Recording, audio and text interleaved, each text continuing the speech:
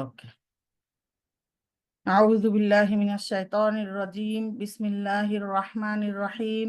ওয়াসসালাতু ওয়াসসালামু আলা নাবিয়িনা মুহাম্মদ ওয়া আলা আলিহি ওয়া সাহবিহি আজমাইন। আম্মা বাদ। ওকে, আমরা এটাকে কি বলে, সলাহ নিয়ে আজকে আমরা ইনশাল্লাহ পড়বো।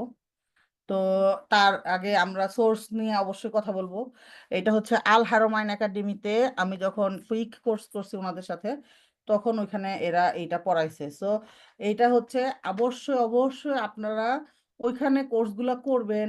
এবং আমি যে ফাইলটা দিছি এটা আপনারা কোথাও শেয়ার করার আগে বলে দিবেন, কারণ এগুলো হচ্ছে পিডিএফ, মানে ড্রাফট। হ্যাঁ, এগুলো আমাদেরকে কোর্সের সময় দিছে এবং এগুলো কন্টিনিউয়াসলি এগুলার পরিমার্জন পরিবর্ধন হচ্ছে কন্টিনিউয়াসলি। প্রতি সেমিস্টারেই ওনারা কিছু অ্যাড করে, কিছু হয়তো বা কারেক্ট করে। তো আপনারা সবচেয়ে ভালো হয় যদি আপনারা ওইখান থেকে কোর্সগুলো করে নেন। তো ওইখানে ফিক ক্লাস কয়েকদিন আগে শুরু হয়েছে, এখন আকিদা শুরু হয়েছে। তো আপনারা সবাই ইনশাল্লাহ ইনশাল্লাহ আল হারমাইনে জয়েন করবেন। আল হারমাইন থেকে আকিদা নেওয়ার ট্রাই করবেন, কারণ কি এগুলা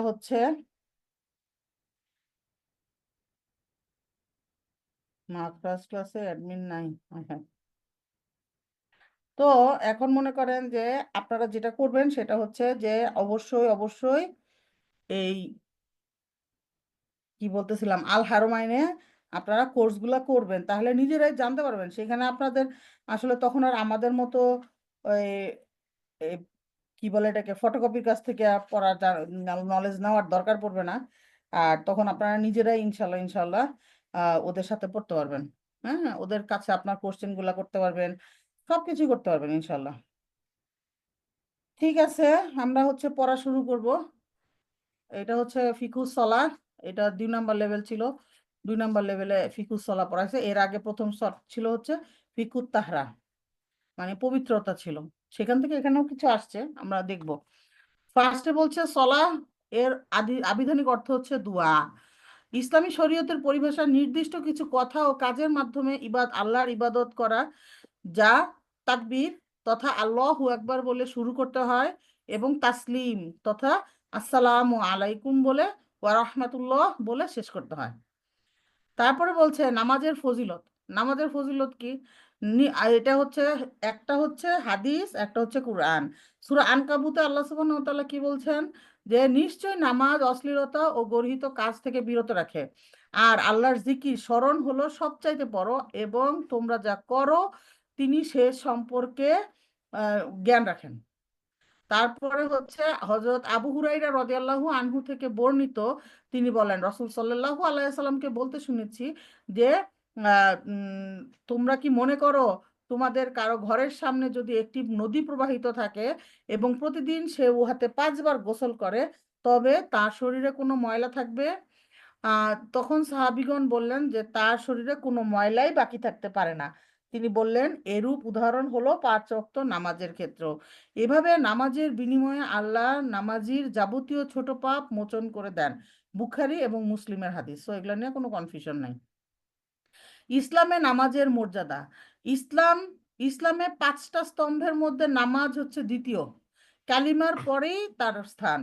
আল্লাহ তাআলা তার রসুল সাল্লাল্লাহু আলাইহি ওয়াসাল্লামকে ঊর্ধ্বাকাশে মেরাজে নিয়ে সরাসরি কথোপকথনের মাধ্যমে মুসলিম জাতির উপর এই নামাজ ফরজ করেছেন। প্রথমে 50 ওয়াক্ত ফরজ করা হয়, অতঃপর নবী আবেদনের পরিপ্রেক্ষিতে, ওই যে আমরা জানি না বিভিন্ন স্তরে আসা, আকাশের বিভিন্ন লেভেলে আসার পরে বিভিন্ন নবীর সঙ্গে দেখা হয়েছেন, তারপরে ওনারা সাজেস্ট করাতে বারবার গিয়ে গিয়ে কমায় আনা হয়েছে। সেটা কমানোর পরে 5 ওয়াক্তে নির্ধারণ করা হয়েছে। যেই ব্যক্তি 5 ওয়াক্ত সালাত আদায় করবে তাকে 50 ওয়াক্তে সালাত সওয়াব দেওয়া হবে। যেমন হাদিসে বলা হয়েছে এই 5 ওয়াক্ত এই 5 ওয়াক্ত সালাহ, কিন্তু 50 ওয়াক্ত আমার কথার কোনো নড়চড় নেই। সহিহ বুখারীর হাদিস। তার মানে যারা 5 ওয়াক্ত সালাত পড়ে তারা সওয়াব পায় কতটুকুর? 50 ওয়াক্তের। বান্দা সর্বপ্রথম নামাজের ব্যাপারে জিজ্ঞাসিত হবে। হাদিসে এরশাদ হযরত আবু হুরাইরা রাদিয়াল্লাহু আনহু বলেন রাসূলুল্লাহ সাল্লাল্লাহু আলাইহি ওয়াসাল্লাম বলেন, কিয়ামতের ময়দানে বান্দার সর্বপ্রথম যেই আমলের হিসাব নেওয়া হবে তা হলো নামাজ। উহা যদি বিশুদ্ধ হয়ে যায় তবে সে মুক্তি পেয়ে গেল ও সফল হলো, আর উহা যদি বিনষ্ট বা বরবাদ হয়ে যায় তবে সে ধ্বংস এবং ক্ষতিগ্রস্ত হয়ে গেল। খুব ইম্পর্ট্যান্ট একটা হাদিস। মনে করেন যে হিসাব যে প্রথমে নামাজের নেওয়া হবে, অনেকেই দেখবেন কি নামাজ পড়ে না, বলে কি যে আমার মনে আল্লাহ ঠিক আছে, আমার নামাজ পড়ে এটা প্রমাণ করতে হবে না। প্রমাণ করতে হবে আপুরা। কারণ হচ্ছে আল্লাহর ইনস্ট্রাকশনটাই এরকম, আমরা সবসময়ই আল্লাহর ইনস্ট্রাকশন ফলো করব। আমরা নিজেদের মতো করে ভালোবাসলে, নিজেদের মতো করে আল্লাহকে মানলে হবে না। আল্লাহ বলে দিছেন ক্লিয়ারলি, আমাদেরকে ডেসক্রাইব করে দিছেন যে আল্লাহ, আমরা কিভাবে মানবো আল্লাহকে, আল্লাহ কিভাবে আমাদের কাছ থেকে অবিডিয়েন্স আশা করেন। হ্যাঁ, তো ওই রকম করেই করব। এরকম কথা যারা বলে তাদেরকে একটু ভালো মতো বুঝাবো আমরা খুব পোলাইটলি যে এরকম বললেন না, কারণ অবশ্যই আল্লাহকে মানলে এটা আমাকে আল্লাহ যেভাবে বলছে সেইভাবে মানতে হবে, আমার মন মতো মানলে হবে না। হ্যাঁ, এখন নামাজ তো সবার উপর ফরজ না, কার উপর ফরজ? নিম্ন বর্ণিত শর্ত অনুযায়ী প্রত্যেক ব্যক্তির উপর নামাজ ফরজ, মানে এই চারটা, এই পাঁচটা কি বলে পয়েন্ট যার আছে তার উপর নামাজ ফরজ। যেমন মুসলিম, এখন মনে করেন খ্রিস্টানের উপরে তো নামাজ ফরজ না, ইহুদির উপরেও নামাজ ফরজ না, হিন্দুদের উপরেও নামাজ ফরজ না। কারণ কি? ওদের তো ইমানই নাই, ওরা তো আল্লাহকে মানেই না। হ্যাঁ, যে আবার যারা মানে তারা যদি বলে যে আমি নামাজ পড়ি না, তাইলে আবার সেও তো আর পূর্ণাঙ্গ মুসলিম হইলো না। তাইলে হচ্ছে কি, পূর্ণাঙ্গ মুসলিম হইতে হলে আমাকে আল্লাহকে অবশ্যই মনে প্রাণে এক হিসেবে মেনে নিতে হবে, এবং এরপরে দ্বিতীয় স্তম্ভ পালন করতে হবে। সেটা কি? সেটা হচ্ছে নামাজ। মুসলিম হইতে হবে, তারপরে হচ্ছে আমাদেরকে কি করতে হবে? বড় হইতে হবে। বড় মানে কি? প্রাপ্তবয়স্ক হইতে হবে। তো যারা হচ্ছে যে বালিগ না, তাদের উপরে নামাজ ফরজ না। তারপরে বলছে আকল বা জ্ঞানবান হইতে হবে, তাইলে হচ্ছে বেহুশ, পাগল, অজ্ঞান ব্যক্তির উপরে নামাজ ফরজ না। অনেকে ওই যে কোমায় থাকে না, কোমায় চলে যায়, মানে বেহুশ থাকে আর কি, সেন্সলেস সেন্সলেস থাকলে তখন আর কি নামাজ আর ফরজ হয় না। বা পাগল, একদম পাগল যারা, তাদের উপরেও নামাজ ফরজ না। পুরুষ অথবা মহিলা, হায়েজ নিফাস থাকা অবস্থায় আবার মহিলার উপরে নামাজ ফরজ নাই। পুরুষ হোক মহিলা হোক কোনো সমস্যা নাই, সবার উপরেই নামাজ ফরজ। তারপরে হচ্ছে স্বাধীন অথবা দাস, উভয়ের উপরেই নামাজ ফরজ। এখন মনে করেন এখন তো পৃথিবীতে দাস প্রথা নাই, কিন্তু দেখা যায় যে আমাদের বাসায় যারা কাজ করে তাদের কিন্তু অনেক অবহেলা নামাজের প্রতি, বেশিরভাগেরই, আমি সবার কথা বলতেছি না, বেশিরভাগ ইন জেনারেল। তারা মনে করে যে তারা গরিব মানুষ, তারা নামাজ না পড়লে আল্লাহ তাদের মাফ করে দিবে, তারা কাজ করার জন্য নামাজ পড়ে না। আবার অনেকে দেখছি যে মানে রিক্সাওয়ালা বা দিনমজুর যারা, এরাও অনেক খাটাখাটনি করে, কিন্তু তারা হচ্ছে যে নামাজ পড়ে না, কারণ তারা অনেক পরিশ্রম করে।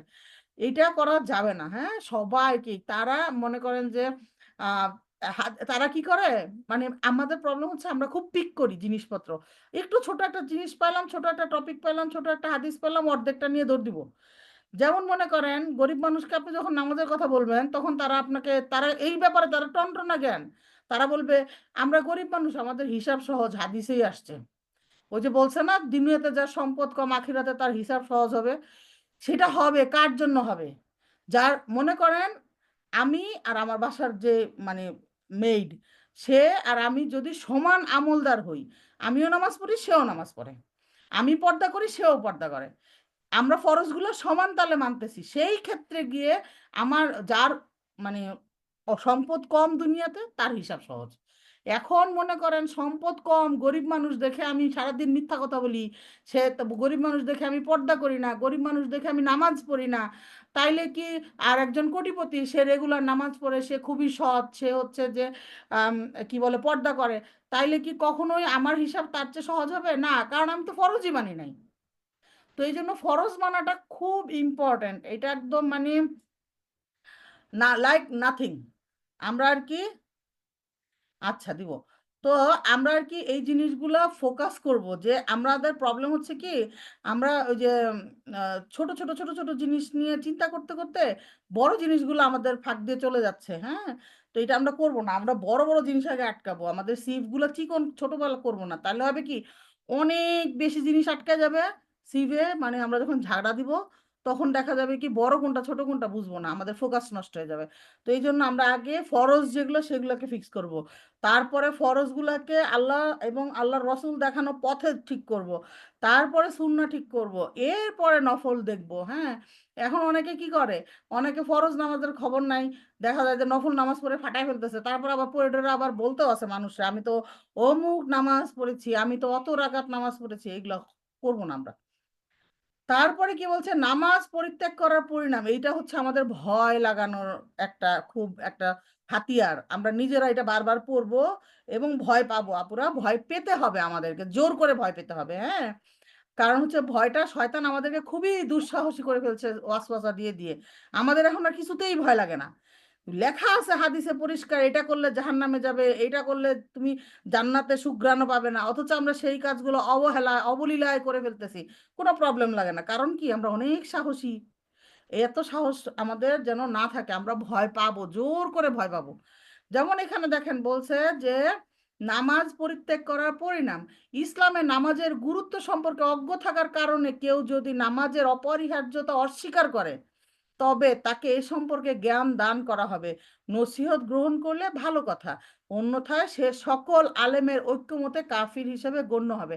সবগুলা ফরজের ব্যাপারে একই, যে ফরজ, আপনি যদি ফরজকে ফরজ মনে না করেন, তাহলে আপনি ইসলাম থেকে বের হয়ে যাবেন। আর যদি আপনি ফরজকে মানেন কিন্তু আপনি পালন করেন না, সেই ক্ষেত্রে আপনি কবিরা গুনাহ করবেন।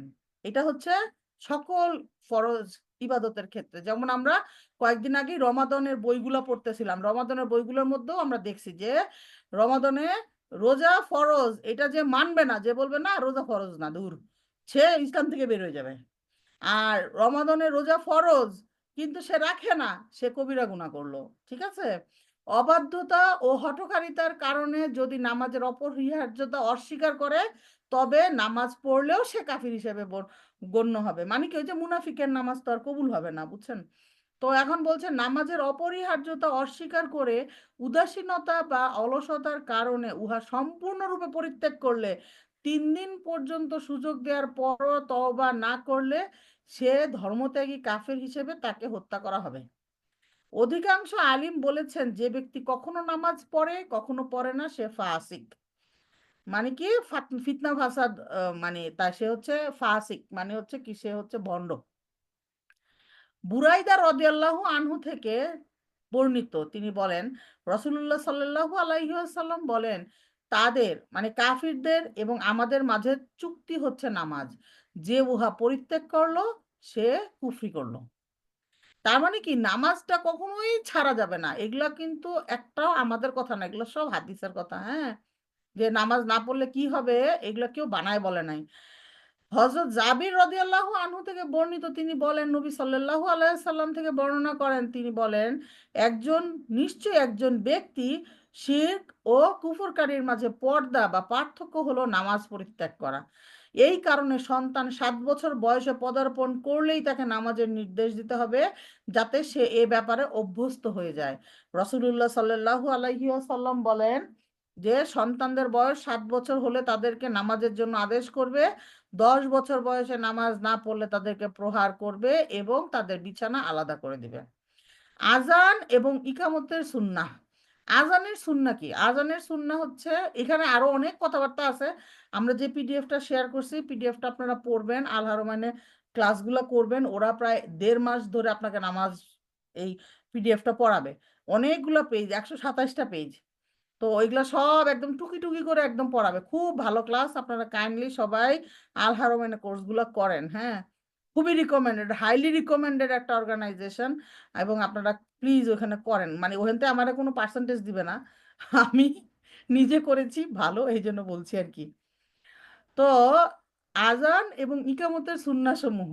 আজানের ক্ষেত্রে সুন্নাহ হলো সলাতের ওয়াক্ত হলে আজান দেওয়া। সময় হওয়ার পূর্বে আজান দিলে তা বিশুদ্ধ হবে না।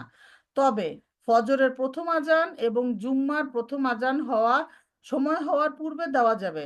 কিন্তু একামত হবে সলাতে দাঁড়ানোর সময়। আজানের শব্দগুলো ধারাবাহিকভাবে তারতিলের সাথে উচ্চ স্বরে ধীর-স্থিরভাবে বলতে হবে। কিন্তু ইকামতের গুলো একটু দ্রুত বলতে হবে। হাইয়া আলাস সলাহ বলার সময় ডান দিকে, হাইয়া আলাল ফালাহ বলার সময় বাম দিকে মুখ ফিরাতে হবে।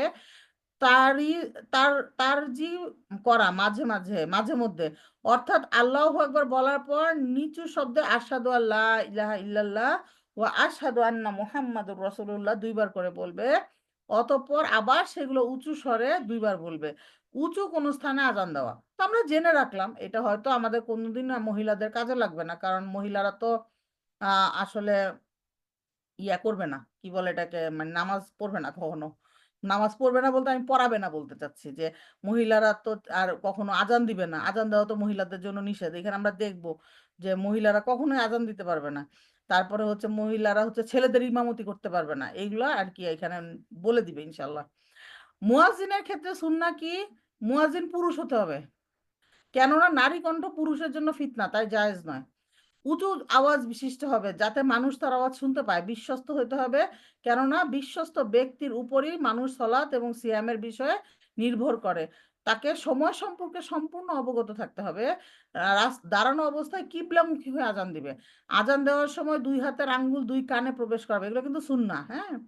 তারপরে বলছে আজানের বিনিময়ে কোনো পারিশ্রমিক গ্রহণ করবে না। এ পরে বলছে যে উসমান উসমান বিন আবুল আস রাদিয়াল্লাহু আনহু থেকে বর্ণিত তিনি বলেন, আমি বললাম, হে আল্লাহর রসুল, আমাকে আমার গ্রামের ইমাম বানিয়ে দিন। তখন তিনি বললেন, তুমি তাদের ইমাম। দুর্বল লোকেদের প্রতি খেয়াল রাখবে, একজন মুয়াজ্জিন নির্ধারণ করবে যে আজানের বিনিময়ে কোনো পারিশ্রমিক গ্রহণ করবে না। হ্যাঁ, আল হারামাইনের লিঙ্কটা এখানে একটু একজন দিয়ে দেন, শেয়ার করে দেন ইনশাআল্লাহ। ব্যাপারটা হইছে কি আপুরা, উম আমরা উইলিংলি যারা হচ্ছে রিলিজিয়াস ব্যাপারগুলাতে আমাদেরকে গাইড করে, লাইক ইমাম, তারপরে মনে করেন যে আমাদেরকে হেল্প করে, যেমন মুয়াজ্জিন আজান দিচ্ছে, উইলিংলি তারা হাইলি পেইড হওয়ার কথা, দুনিয়াবি টাকা পয়সা, যদিও তাদেরকে আল্লাহ সুবহানাহু ওয়া তাআলা এর প্রতিদান দান করবেন। দুনিয়াতে তাদের হাইলি পেইড হওয়ার কথা। এখন বাংলাদেশের বা আমাদের মানে সাবকন্টিনেন্টের প্রবলেমটা হচ্ছে এরা হচ্ছে লোয়েস্ট পেইড। তো এখন এই কারণে মানুষজন হচ্ছে যে এখন মনে করেন দুনিয়াতে আমরা কি করি? আমরা কেন ডাক্তার ইঞ্জিনিয়ার হইতে চাই? একটু লেখেন তো দেখি কে কি বুঝেন? আমরা আমাদের বাচ্চাদেরকে যখন আমরা জিজ্ঞেস করি যে তুমি কি হবা? কোনো বাচ্চা বলবে আমি ইমাম হতে চাই মসজিদের, আমি তো এরকম দেখি নাই। মানে স্কুলের নরমাল কথা বলতেছি। আমি দিনদার পরিবারের কথা না। তারা সবসময় বলবে কি যে একের মুখস্থ হচ্ছে, ফার্স্টে বলবে কি ডাক্তার, তারপরে বলবে ইঞ্জিনিয়ার। ছেলে হইলে বলবে ইঞ্জিনিয়ার, মহিলা হইলে বলবে ডাক্তার। ইনকাম বেশি, ইয়েস। ভালো জীবিকা, ওটাই ইনকাম বেশি মানে টাকা পয়সা দেয় আরকি। ডাক্তারের মানুষজন টাকা পয়সা দেয়। এখন একটা ইমামের বেতন যদি হইতো ২,০০,০০০ টাকা, তাইলে দেখতেন কি বাবা-মা ছোটবেলা থেকে তো এই ইমাম হও, ইমাম হও, ইমাম হইলে তোমার রিজিক বাইশি হবে। তাইলে আল্টিমেটলি দোষটা আসলে আমাদেরই। হুম? দোষটা আসলে আমাদেরই যে আমরাই হচ্ছে ইমামদের বেতন কমায় রাখছি। যার জন্য আমাদের লোকজন হচ্ছে আমাদের বাচ্চাদেরকে আমরাই বলতেছি না যে না, না ইমাম হওয়ার দরকার নাই। আর আমরা মনে করি যে রিলিজিয়নটা আসলে হুজুরদের জন্য। হুজুররা পালন করবে। আমাদের এত মাথা ঘামানোর দরকার নাই। না, এরকম না ব্যাপারটা। হ্যাঁ? আমাদের সবার পড়ালেখা করতে হবে। আর এই মানে মনে করেন যে আমরা সবাই সবার ক্ষেত্র থেকে ক্লিয়ার থাকবো। ক্লিয়ার বলতে কি? সার্ভিস চার্জ দিব, সার্ভিস চার্জ। মনে করেন আমি একটা রেস্টুরেন্টে খেতে গেছি। সেই রেস্টুরেন্টে খেতে গিয়ে আপনি সার্ভিস চার্জ দেন না? দেওয়ার পর আবার টিপসও দেন। দেন নাকি দেন না? কে দেয় না? আমার তো মনে হয় সবাই দেয়। মনে করেন ৳২,০০০ খাইলে ৳১০০ তো টিপস দিয়েই আসি। সার্ভিস চার্জ 25% তো বেটাররা নিয়েই নেয় শুরুতে, খাওয়ার শুরুতেই। তো আপনি যে মসজিদে নামাজ পড়তে যান, মসজিদ কি বাতাস দিয়ে চলবে? মসজিদে সার্ভিস চার্জ কোথায়? তো আমরা এমন না, এখন আপনি বলবেন যে আমি মসজিদে সার্ভিস চার্জ দেওয়ার মতো আমার ক্যাপাবিলিটি নাই। It's okay. আপনার যত টাকা ইনকাম, মনে করেন একজন ব্যক্তি ৳১,০০,০০০ বেতন পায় মাসে। সে মনে করেন প্রতি ওয়াক্তে নামাজে যাবে, গিয়ে ৳১০ করে মসজিদে ফেলবে। দিনে ৳৫০, মাসে কত হয়? ৳১,৫০০। ৳১,৫০০, ঠিক আছে? ৳১,০০,০০০ ইনকাম, ৳১,৫০০ কি আমি মসজিদে সার্ভিস চার্জ দিতে পারি না? পারি। আমাদেরকে জাস্ট একটু চিন্তাটা একটু উইলিংলি করতে হবে এবং চিন্তাটা একটু ওয়াইজলি করতে হবে, হ্যাঁ? আপনি ছোট, ছোট করে দেন। যেসব ছেলেরা মসজিদে যায় তাদেরকে বলেন যে, "এই যে তুমি মসজিদে যাও, মসজিদের ফ্যানের বিল, গরমকালে এসি চলে, তারপরে মুয়াজ্জিন আজান দিচ্ছে। এগুলার টাকা শুধু মসজিদ কমিটির দায়িত্ব না পুরা। এটা সকল মুসল্লিদের দায়িত্ব, এবং সেই সকল মুসল্লি শুধু রমাদানে তারাবি পরে 500 টাকা দিবে, 1000 টাকা দিবে, ঈদের দিন গিয়ে 200 টাকা দিবে, এটা না। সারা বছর আমাদের দেওয়ার কথা, সারা বছর আমাদের মসজিদে গিয়ে নামাজ পড়ার কথা। আমরা এটাকে অকেশনাল বানাই ফেলছি রিলিজিয়নটাকে, যে আমরা মনে করি নামাজ খালি রমাদানে পড়বো তারাবি, আর 2 ঈদে গিয়ে জুম্মা, 2 ঈদে পড়বো আর জুম্মার নামাজ পড়বো, শেষ আমার দায়িত্ব। নো, আমাদের প্রত্যেকটা প্রত্যেকটা ওয়াক্তে মসজিদে যাইতে হবে এবং সার্ভিস চার্জ দিয়ে আসতে হবে। যে যেরকম ইনকাম করি সে সেরকম দিব। কেউ একেবারে মনে করেন মাসে 10,000 টাকা ইনকাম করে, হে 2 টাকা দিবে, 2 টাকা, 1 টাকা দিবে, দেন না। আল্লাহর কাছে হয়তো আপনার এই 1 টাকাই যে 500 টাকা দিবে প্রতিবেলায় তার চেয়ে বেশি ইম্পর্টেন্ট, তার চেয়ে বেশি প্রিয়। তো আমরা তো এগুলো জানি না, সো এই জন্য আমরা এইভাবে একটু চিন্তা করব, করে আমরা একটু সার্ভিস চার্জগুলো যদি আমরা ঠিকঠাক মতো দিই, তাহলে দেখবেন মুয়াজ্জিনের বেতন, ইমামের বেতন এত বেশি হবে যে আমরাই আমাদের বাচ্চাদেরকে বলবো, না না না, তোমার মুয়াজ্জিন হইতে হবে, তোমার ইমাম হইতে হবে। হ্যাঁ, তারপরে বলছে দোয়া। এই যে আজানের শেষে দোয়া, আজান শেষে হওয়ার পরে মুয়াজ্জিন এবং শ্রবণকারী সকলের জন্য নিম্নলিখিত দোয়াগুলা পড়া সুন্নাহ। রাসূলুল্লাহ সাল্লাল্লাহু আলাইহি সাল্লাম বলেন, যখন তোমরা মুয়াজ্জিনের আজান শুনবে তখন আজানের শব্দগুলো অনুরূপভাবে উল্লেখ করবে, তারপর আমার উপর দরুদ পাঠ করবে। আর কেননা যে ব্যক্তি আমার উপর একবার দরুদ পাঠ করবে, তার উপর 10 বার আল্লাহ, তার উপরে 10 বার আল্লাহ রহমত নাজিল করবেন। এই যে আপনারা জানছেন, আপনারা জানাবেন ছেলেদেরকে। এই তো আমরা তো শেয়ারিং করব, নলেজ শেয়ারিং করলে বাড়ে। তারপরে বলছে কি, ওয়াসিলা জান্নাতের একটি স্তরের নাম, যা আল্লাহর বান্দাদের জন্য শুধুমাত্র এক নজর শুধুমাত্র শুধু এক জ্বর এক জ্বর বান্দার জন্যই সমীচীন। আশা করি আমি সেই ব্যক্তি, যে ব্যক্তি আমার জন্য ওয়াসিলার প্রার্থনা করবে, তার জন্য আমার সাফায়েত আবশ্যক হয়ে যাবে। খুব ইম্পর্ট্যান্ট। তারপরে বলছে কি, জাবির রাদিয়াল্লাহু আনহু থেকে বর্ণিত, রাসূলুল্লাহ সাল্লাল্লাহু আলাইহি ওয়াসাল্লাম বলেন, যে আজান শুনে এই দোয়া পাঠ করবে, যেটা আমরা সবসময় করি, আল্লাহুম্মা রাব্বা হাযিহিদ দাওয়াতিত তাম্মাতি ওয়াস সালাতিল কাইমাহ আতি মুহাম্মাদানিল ওয়াসিলাতা ওয়াল ফাদিলাহ ওয়া বা'আথহু মাকামাম মাহমুদানিল্লাযী ওয়া'আদতাহ। তো এটা আমরা আমরা সবসময় পড়বো। এটা আজানের উত্তর দেওয়া মানে আজানের উত্তর দেওয়াটা একদম আমরা ম্যান্ডেটরি করে নিব সবাই। হ্যাঁ, ম্যান্ডেটরি করে নেব। তারপরে বলছে কি, যে তারপর বলবে যে আশহাদু আল্লা ইলাহা, এইটা পুরোটা পড়বে। পড়ার পরে বলছে ইচ্ছা অনুযায়ী এরপর দোয়া করবে। আজান এবং ইকামতের মধ্যকার দোয়া ফিরায় দেওয়া হয় না। আমরা এটা অভ্যাস আনতে পারি আস্তে আস্তে, এটা সবাই আমরা করতে পারি, যে আমরা আজান দিল, আজান দেওয়ার পরের থেকে মসজিদে ইকামত দেওয়া পর্যন্ত। এখন মনে করেন আপনি হয়তো জানেন না যে মসজিদে ইকামত কটার সময় দিবে, তাইলে আপনি ছেলেদের, বাসায় ছেলে মানুষ আছে না, ছেলে মানুষদের জিজ্ঞেস করবেন যে নামাজের 5 ওয়াক্ত নামাজের জামাতের টাইমটা বলো। জামাতের টাইম হোল বাংলাদেশে একই টাইম হয়। আপনি যদি ছেলেদের না জিজ্ঞেস করতে পারেন, এখন ইন্টারনেটের যুগ, আপনি ইন্টারনেটে লেখেন যে what is the Jamaat time of Bangladesh, তাইলে দেখবেন যে সুন্দর চলে আসবে, পুরা বছরের ইয়ার ক্যালেন্ডারও আছে এরকম জামাতের টাইমিং। তো আপনি জামাতের টাইমিং জানলেন, তাইলে আপনি যখনই আজান দিল এরপরের থেকে জামাতের টাইমিং পর্যন্ত আপনি হচ্ছে যে দোয়া করতে থাকবেন ইনশাআল্লাহ। তারপরে বলছে যে আচ্ছা, ও আচ্ছা, এরপরে হচ্ছে নামাজের শর্তসমূহ। কি কি করতে হবে আমাদেরকে নামাজের? ফার্স্ট শর্ত বলছে কি, পবিত্রতা। দ্বিতীয় শর্ত হচ্ছে নামাজের নির্দিষ্ট সময় উপস্থিত হওয়া। 3 নম্বর হচ্ছে সতর ঢাকা। 4 নম্বর হচ্ছে কিবলামুখী হওয়া। পঞ্চম শর্ত হচ্ছে নিয়ত করা। এখন আমরা একটু ডিটেলস গুলো অল্প অল্প করে দেখব। তো ফার্স্টে বলছে যে প্রথম শর্ত হচ্ছে পবিত্রতা, অর্থাৎ নাপাকি থেকে পবিত্রতা অর্জন, শরীর, কাপড়ের, পরিধানের কাপড় এবং নামাজের স্থান, যাবতীয় অপবিত্র দূরীভূত করা এগুলা থেকে, তিনটা থেকে। হ্যাঁ, অতএব একজন মুসলিম যখন নামাজের ইচ্ছা করবে তখন তাকে নাপাকি শরীরে লেগে থাকলে তা থেকে মানে এর আগে আর কি আমাদেরকে বলছে যে মানে কিভাবে, ওই যে পূর্ববর্তী অধ্যায় বলতে তাহারাত বুঝাইছে, যে তাহারাতে বলা আছে যে গোসল করলে মানে কোন কোন অপবিত্রতা থাকলে আপনাকে গোসল করতে হবে, কোন কোন অপবিত্রতা থাকলে অজু করতে হবে, কোনগুলো থাকলে আপনাকে ড্রেস চেঞ্জ করে ফেলতে হবে। হ্যাঁ, এগুলো সব বলা আছে তাহারাতে। তো আমি এখানে আর এত ডিটেলসে গেলাম না। তো আপনারা ওইগুলো একটু পড়বেন, আর ওই যে বললাম আল হারামাইনে কোর্সটা করে ফেলবেন সবাই। পবিত্র ও পরিষ্কার কাপড় পরিধান করবে। আর বলছে যে কোন সময় তায়াম্মুম করতে পারবে। এই জিনিসগুলো ডিটেইলস ওইখানে আছে। তারপর বলছে পবিত্র ও পরিষ্কার কাপড় পরিধান করবে এবং পবিত্র স্থানে নামাজ আদায় করবে।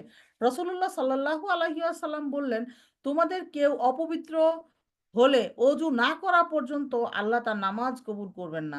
পোশাকের বিষয়ে আল্লাহ বলেন, আর তোমার পরিধেয় পোশাককে পবিত্র রাখো। সূরা মুদাচ্ছিরে বলা হয়েছে না? রাসূলুল্লাহ সাল্লাল্লাহু আলাইহি সাল্লাম বলেন, তোমরা কাপড় ও শরীরের পেশাবের ছিটা থেকে সাবধান থাকো, কেননা কবর আযাবের অধিকাংশ কারণ হচ্ছে এই পেশাব। তারপরে বলা হয়েছে কি যে রাসূলুল্লাহ সাল্লাল্লাহু আলাইহি সাল্লাম জনৈক মহিলাকে বললেন, যে কাপড়ে রক্ত লেগেছে তা ঘষে ফেলবে, তারপর তা পানি দিয়ে রগড়াবে, ভালোভাবে ধুয়ে ফেলবে, তারপর সে কাপড় পরে সালাত আদায় করবে। আমাদের মানুষজনের হচ্ছে কি এত মানে প্রবলেম বলতে কি যে আপনি কারো যদি ইন জেনারেল, আমি সবার কথা বলতেছি না, যারা পড়ে তাদের না। ইন জেনারেল আপনি কাউরে বলবেন যে চলো নামাজ পড়ি। ১ম এই আপনারা বলবে আমার কাপড় ঠিক নাই। ১ম এই আপনাকে এটা বলে আটকায় দিবে যে আমার কাপড় ঠিক নাই। তো এই এইজন্য যে কাপড় ঠিক নাই বললে তাদেরকে বলতে হবে যে তাহলে কাপড় চেঞ্জ করেন। অথবা এই যে বলছে যে যেই জায়গায় রক্তর কথা বলছে যে অ এই রক্ত কি অপবিত্র একটা জিনিস, সেটাকে ধুয়ে ফেলতে বলছে। ঘষে ধুয়ে পানি দিয়ে ধুইতে বলছে, ধুয়ে তারপরে নামাজ পড়তে বলছে ওই কাপড় দিয়ে। কোনো সমস্যা নাই। তো এইজন্য যে কাপড় ঠিক নাই এটা নামাজ না পড়ার কোনো অজুহাত হইতে পারে না। আমরা দেখছি যে নামাজ না পড়লে কি অবস্থা হবে। সো কাপড় ঠিক নাই সামান্য একটা বিষয়। এইটা কোনো নামাজ না পড়ার কোনো কারণ হইতে পারে না। ওই যে আমি বলছি না যে আমরা হচ্ছে কি বড়, বড় আ মানে ইস্যু নিয়ে কথা বলি না। আমরা হচ্ছে ছোট, ছোট ইস্যু নিয়ে আ কথা বলা শুরু করে দেই। তো এইগুলা না। আমরা একটু কাইন্ডলি ট্রাই করব আরকি যে এগুলা ঠিকঠাক মতো বুঝার জন্য আরকি। তো পৃথিবীর সকল স্থান নামাজ আদায়ের জন্য উপযুক্ত। জাবির বিন আব্দুল্লাহ থেকে বর্ণিত আ না রাদিয়াল্লাহু আনহু থেকে বর্ণিত নবী সাল্লাল্লাহু আলাইহি সাল্লাম বলেন, "জমিনের মাটি আমার জন্য পবিত্রতা অর্জনের উপকরণ।" ওই যে তায়াম্মুম করতে পারি আমরা, এবং মসজিদ স্বরূপ করা হয়েছে। অর্থাৎ সুতরাং আমার উম্মতের কারো নিকট যদি নামাজের সময় উপস্থিত হয়, তবে সে যেন উহা দ্রুত আদায় করে নেয়। সহিহ বুখারী এবং সহিহ মুসলিমের হাদিস। খুব সাবধান। এখন বলছে যে কয়েকটা জায়গা আছে যেখানে নামাজ পড়া যাবে না। সেটা বলে দিছে সেটার ডিটেইলস বলে দিছে। ১ নাম্বার হচ্ছে গোরস্থান। মানে গোরস্থানে নামাজ পড়া যাবে না। গোরস্থান মানে তো বুঝছি কবরস্থান আরকি, যেখানে মানুষজনরা কবর দেয়। তারপর হচ্ছে টয়লেটে নামাজ পড়া যাবে না। গোসলখানা, টয়লেট এগুলোর মধ্যে নামাজ পড়া যাবে না। আবু সাঈদ খুদরি রাদিয়াল্লাহু আনহু থেকে বর্ণিত, তিনি বলেন নবী সাল্লাল্লাহু আলাইহি ওয়াসাল্লাম বলেছেন, পৃথিবীর সব জায়গা নামাজের জন্য উন্মুক্ত, তবে শৌচাগার বা গোসলের স্থান ও কবরস্থান নামাজের জায়গা নয়। কবরস্থানে মসজিদ নির্মাণ হারাম হওয়া প্রসঙ্গে নবী সাল্লাল্লাহু আলাইহি ওয়াসাল্লাম বলেন, আল্লাহর লানত ইহুদি ও খ্রিস্টানদের উপর, কেননা তারা তাদের নবীদের কবরগুলোকে মসজিদে পরিণত করেছে। তো দেখবেন অনেক ইহুদি, নাসারা, তারপরে হচ্ছে যারা হচ্ছে এথেস্ট, এরা কি করে? এরা বলে তোমাদের নবীর কবরকেও তো তোমরা হচ্ছে মসজিদ বানাইছো। ঘটনাটা তাদেরকে বুঝায় বলতে হবে যে জিনিসটা এরকম না। ওইটা উনার বাড়ি, এবং নিয়ম হচ্ছে যে যেই নবীরা যেই জায়গায় মারা যায় সেই জায়গাতেই তাদের কবর দিতে হয়, এবং উনি যখন মারা গেছেন তখন মসজিদে নববী দূরে ছিল। এখন মানুষের মানে বেশি মানে সমাগমের কারণে মসজিদ বড় করতে ওইটা আরকি ভিতরে ঢুকে গেছে। তারপরেও তো এই সাইডে আর বাড়ে নাই। নবী সাল্লাল্লাহু আলাইহি ওয়াসাল্লামের বাড়ির পরে তো আর বাড়ে নাই। ওই দিক দিয়ে বাড়ছে। ঠিক আছে? সো এইটা উনার বাড়ির উপরে বানানো হয় নাই বা উনার কবরের উপরে বানানো হয় নাই। মসজিদ আগে বানানো হইছে। তারপরে কবর আসছে। এখানেও এগুলো বলবে এখানে দেখবেন সামনে। ডিটেইলস গুলা বলবে আরকি ইনশাআল্লাহ। আমি জানি না এটা আমি নিছি কিনা। আপনারা বইগুলা একটু পড়বেন কাইন্ডলি, হ্যাঁ? আর ওই যে বলছে কাপড়ে যদি রক্ত লাগা থাকে তাহলে ধুয়ে ফেলতে হবে আপু। ধুয়ে তারপরে আপনি নামাজ পড়তে পারবেন, সমস্যা নাই। তারপরে বলছে কি উট বাঁধার স্থানে নামাজ পড়ার বিষয়ে জনৈক সাহাবী রাসূলুল্লাহ সাল্লাল্লাহু আলাইহি সাল্লামকে প্রশ্ন করলেন, "আমি কি উট বাঁধার স্থানে নামাজ পড়ব?" তিনি বললেন, "না।" আরেক হাদিসে আছে রাসূলুল্লাহ সাল্লাল্লাহু আলাইহি সাল্লাম বলেন, "তোমরা ছাগলের খোয়ারে নামাজ পড়তে পারো, কিন্তু উটের খোয়ারে নামাজ পড়ো না। ময়লাযুক্ত স্থানে নামাজ পড়া যাবে না। কসাইখানায় নামাজ পড়া যাবে না, রাস্তার মাঝখানে নামাজ পড়া যাবে না। কারণ কি? এতে হচ্ছে সমানে গাড়ি আসতেছে যাচ্ছে, মানে কিছু লোক আছে দেখবেন যে নামাজ মানে ওয়াক্ত হইছে এরকম মানে রাস্তার সাইডে নামাজ পড়তেছে। তার যাওয়ার জায়গা নাই জন্য সে পড়তেছে। এখন মনে করেন যার যাওয়ার জায়গা আছে সে হয়তোবা কিছু দূর গেলে মসজিদ পাচ্ছে, সেখানে সে পড়বে। যে জায়গায় মসজিদ নাই সেইদের সাথে তো আমাদের হিসাব করে লাভ নাই। এখন এটাই বলছে যে এখানে মুসল্লির একাগ্রতার সাথে নামাজ পড়তে বাধা প্রাপ্ত হবে। অনুরূপভাবে সাধারণ লোকের চলাচলের ক্ষেত্রেও বাধার সৃষ্টি হবে। এখন নামাজ হচ্ছে কিছু লোকের জন্য মানে একটা উছিলা আরকি। ওই যে আমরা দেখছি না যে ভাইরাল হয় যে কয়েকদিন পরে, পরে ওই সমুদ্রের পাড়ে মহিলা নামাজ পড়তেছে, ভ্যানের উপরে এক বেটা নামাজ পড়তেছে, এগুলো ভাইরাল হইছে। এগুলো আসলে ভাইরাল হওয়ার জন্য এগুলা না। তাদের তো নামাজ-টামাজের কোনো খবরই নাই সেগুলা। কিন্তু না, না, ওই রাস্তার জুম্মার নামাজ রাস্তা ব্লক করে দেয় সেটা এখানে না। ওইটা তো এখানে আসবে না। কারণ ওই সময় তো আপনার চারপাশ দিয়ে গাড়ি যাচ্ছে না আপু। আপনি তো রাস্তা পুরা ব্লক করে দিয়ে মসজিদের মতো অবস্থা বানায় ফেলছেন। তখন তো মানুষজন ঘুরে যাচ্ছে। আপনার মাঝখান দিয়ে কি কেউ যাচ্ছে তখন? যাচ্ছে না। আইল্যান্ডের কথা বলছে যে রাস্তার মধ্যে আইল্যান্ডে বা আপনি যদি ফুটপাতের মধ্যে নামাজ পড়া শুরু করেন।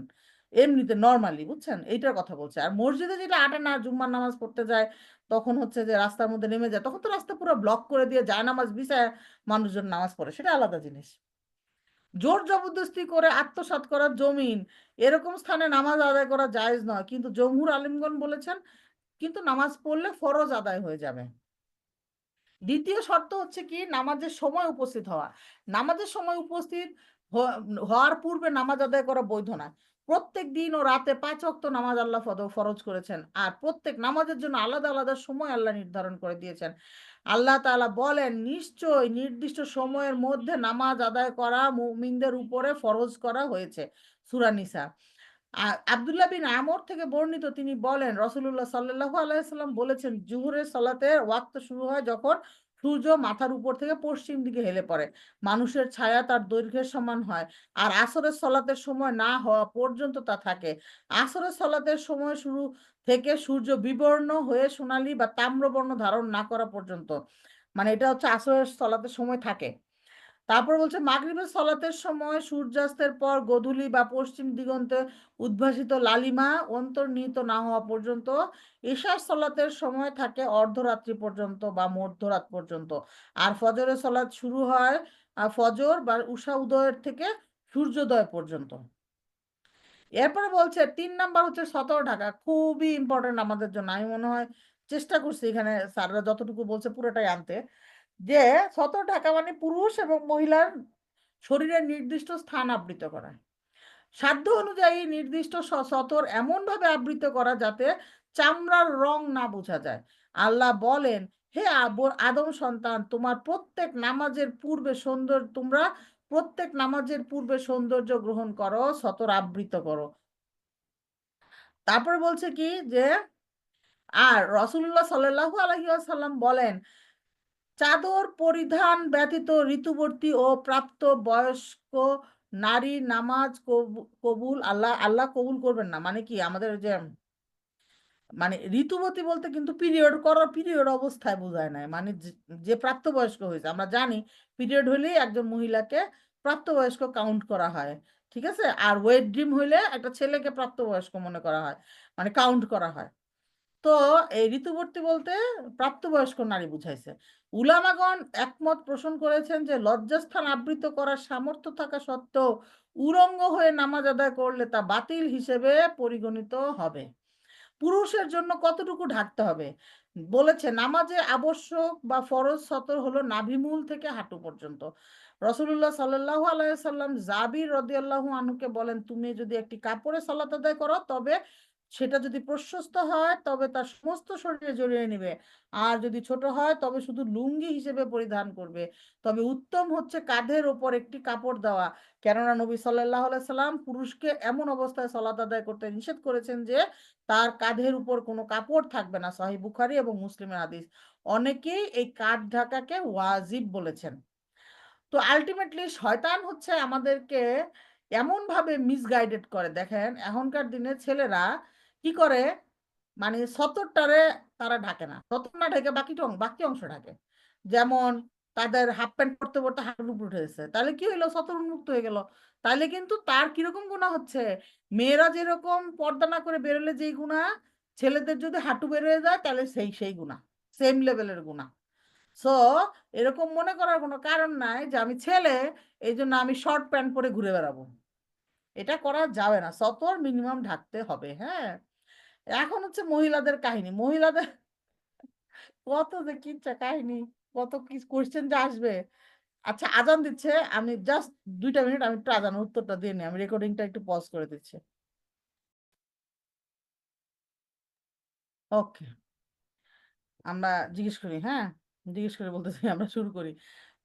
পর্দার কাহিনী হচ্ছে যে আমাদেরকে বুঝতে হবে আগে, এই যে মহিলাদের মুখমণ্ডল এবং কবজি, এইটুকু হচ্ছে আমাদের কি আওরার বাইরে। এটা আমরা নিজের আবিষ্কার করছি না, কুরআনে আসছে সূরা নূরে, এই যে ৩১ নম্বর আয়াতে সুন্দর করে আমরা পর্দার যে ওয়ার্কশপ গুলো করছি, সেখানে এটা খুব সুন্দর করে বলা আছে। হ্যাঁ, এখন ঘটনা হচ্ছে আমাদের মাথায় বেশি বুদ্ধি। আমরা সবসময় চেষ্টা করি এইটা করলে কি হবে, ওইটা করলে কি হবে, সবসময় একটা অল্টারনেট খুঁজে বাই করার ট্রাই করি। কেন আমরা অল্টারনেট বাই করার চেষ্টা করব? কেন আমাকে যেটা বলা হয়েছে সেটা আমি ডাইরেক্ট ইউজ করব না? কেন আমাকে যেভাবে বলা হয়েছে সেভাবে আমি চলতে পারি না? এটা কখনো নিজেকে আমরা জিজ্ঞেস করছি? করি নাই। আমরা নিজেকে জিজ্ঞেস করব যে আল্লাহ যেভাবে বলছে, আমি কেন এইভাবে চলতে পারতেছি না? কেন আমাকে বারবার নতুন কোনো একটা ওয়ে আবিষ্কার করার একটা বুদ্ধি খরচ করতে হচ্ছে? এই বুদ্ধিটা আমরা খরচ করব না পুরা প্লিজ। আমরা যেটা করব সেটা হচ্ছে যে আল্লাহ সুবহানাহু ওয়া তাআলা যেইভাবে আমাদেরকে বলছেন সেটা মেনে নিয়ে সেভাবে চলব। যেমন সূরা নূরের ৩১ নম্বর আয়াতে বলা হইছে না যে মহিলাদের আওরা হচ্ছে কোনটুকু? যে শুধুমাত্র মুখমণ্ডল মানে ফেইস যতটুকু এইটুকু, আর ২ হাতের কবজি পাম, যে ২ হাতের কবজি পর্যন্ত এইটুকু হচ্ছে আওরার বহির্ভূত। আর বাকি সব আওরার মধ্যে। বাকি সব বলতে কি বুঝায়? পা বুঝায় না বুঝায় না? নাকি পা বাই করে পা বাইরে? কি মনে হয় আপনাদের? আমি নিজে এটা নিয়ে অনেকদিন কনফিউশন এ ছিলাম। যে আমি ভাবতাম যে আওরার বাইরে পা। না, পা কিন্তু আওড়ার মধ্যে, বুঝছেন? বি কনশাস এবং বুঝার চেষ্টা করেন। পা কিন্তু আওড়ার মধ্যে। আপনি হাত হয়তোবা দেখা গেল আপনার এটা নিয়ে কন্ট্রোভার্সি আছে যে আপনাকে হাত মোজা না পরলে কেউ আপনাকে জোর করতে পারবে না যে না তুমি হাত মোজা পরতেই হবে তোমাকে। এরকম না। কিন্তু পা কিন্তু আপনার ঢাকতেই হবে। এটা ফরজ। ঠিক আছে? কবজি পর্যন্ত আপনার হাত আপনি মেহেন্দি লাগায়া, সাজগোজ করায়া, আংটি পরে বাইর করবেন না। কিন্তু আপনি ইন জেনারেল মনে করেন যে আপনার যদি এরকম হয় যে আপনি হাত কবজি কোনো কারণে মোজা পরেন নাই। আপনার খুবই নরমাল হাত। কেউ এরকম অল্প সময়ের জন্য এক্সপোজ হয়ে গেছে। It's okay. এটা আপনার একদম ম্যান্ডেটরি না। এটা নিয়ে ইখতিলাফ আছে। মোজা পরাটা, হাত মোজা পরাটা। কিন্তু পা কিন্তু ঢাকতেই হবে। এটা কিন্তু কোনো কনফিউশন নাই। না, হবে না। পশুর হাত, পশুর ছবি, পশু রিলেটেড কোনো কিছু, কোনো প্রাণী রিলেটেড কোনো কিছু যেন কাপড়ে না থাকে। এগুলো আমরা আস্তে, আস্তে কনসিয়াস হয়ে কিনবো ওইভাবেই। হ্যাঁ? ঠিক হয়ে যাবে একসময় আস্তে, আস্তে। না, পা মুজা, এই যে বললাম না যে আমরা মারাত্মক বুদ্ধি খরচ করি আমরা। পা মুজা পরি। মুজা কেন পরবো? মুজা নিয়ে কন্ট্রোভার্সি আছে, বুঝছেন? মুজাতে তো শেপ বোঝা যাচ্ছে। এই দেখেন এখানে বলছে কি যে অঙ্গের আকৃতিও বুঝা না যায়। মহিলাদের পোশাকের জন্য শর্ত হচ্ছে তা পরলে যেন শরীরের চামড়ার রং না বোঝা যায় এবং অঙ্গের আকৃতিও না বোঝা যায়। এখন মোজা পরলে আপনার অঙ্গের আকৃতি বোঝা যাবে না যাবে না? এটা আমার বলেন। যাবে। সো মোজা, এখানে কনফিউশন আছে। না, না, বাইরে যাওয়ার ক্ষেত্রে তো পরবেনই। সেটা তো পরবেন। জুতা পরবেন, মোজা পরবেন। সেটা পরবেন, সেটা না। আমি নামাজের কথা বলতেছি। আরে দূর, কানে যাবো, খালি কনফিউজ করে দেয় আমারে। শুনেন আমি বলি, যেটা হচ্ছে যে মোজা জুতা সব পরেন, কিন্তু ঘটনা হচ্ছে যে আপনার পা বেরোতে পারবে না। পা যদি দেখে কেউ তাইলে আপনার কি গুনাহ হবে? ওই যে কবিরা গুনাহ হবে। এখন আমরা হচ্ছে ট্রাই করবো ইনশাল্লাহ, ইনশাল্লাহ সবাই মিলে ট্রাই করব, আল্লাহর কাছে দোয়া করব যে ইয়া আল্লাহ, আপনি আমাদের সবাইকে সহিভাবে পর্দার বুঝ দেন এবং সেটা মানার তৌফিক দেন। কারণ আল্লাহ সাহায্য না করলে কারো পক্ষে কিছুই করা সম্ভব না, তাই না? তাইলে মহিলাদের এখানে আমাদের কি বলছে যে মহিলাদের মুখমণ্ডল এবং কবজি পর্যন্ত ২ হাত ব্যতীত তার সমস্ত শরীর ঢিলেঢালা পোশাক দিয়ে আবৃত করে রাখা ফরজ। এমনকি পায়ের উপরের অংশও ঢেকে নেওয়া আবশ্যক। তবে অপরিচিত কোনো পুরুষ মানুষ থাকলে তখন কি করতে হবে? নিকাব দিয়াও পড়তে হবে নামাজ। নিকাব দিয়া মুজা পরে নামাজ পড়বে। মহিলার পোশাকের জন্য শর্ত হচ্ছে তা পরলে যেন শরীরে চামড়ার রং বোঝা না যায়। অনেকের এত বুদ্ধি আর এত বড় লোক, এমন দামি, মনে করেন ভয়েলের উপরে ভয়েল, যেটা পরলে একেবারে ভিতরে কি পড়ছে সব দেখা যায়, সেই রকম ড্রেস পরে নামাজ পড়ে, বুঝছেন? এইগুলো পরলে হবে না। পুরা আপনার ড্রেস পরে কাপড় কিনে, কাপড় কেনার সময় কাপড়টা মনে করেন কি যে একটা কিছুর উপরে রেখে দেখবেন, যদি সি থ্রু হয়, সি থ্রু মানে কি নিচের জিনিসটা বোঝা যায়, তাইলে এই কাপড় দিয়ে কাপড় জামা বানায়েন না।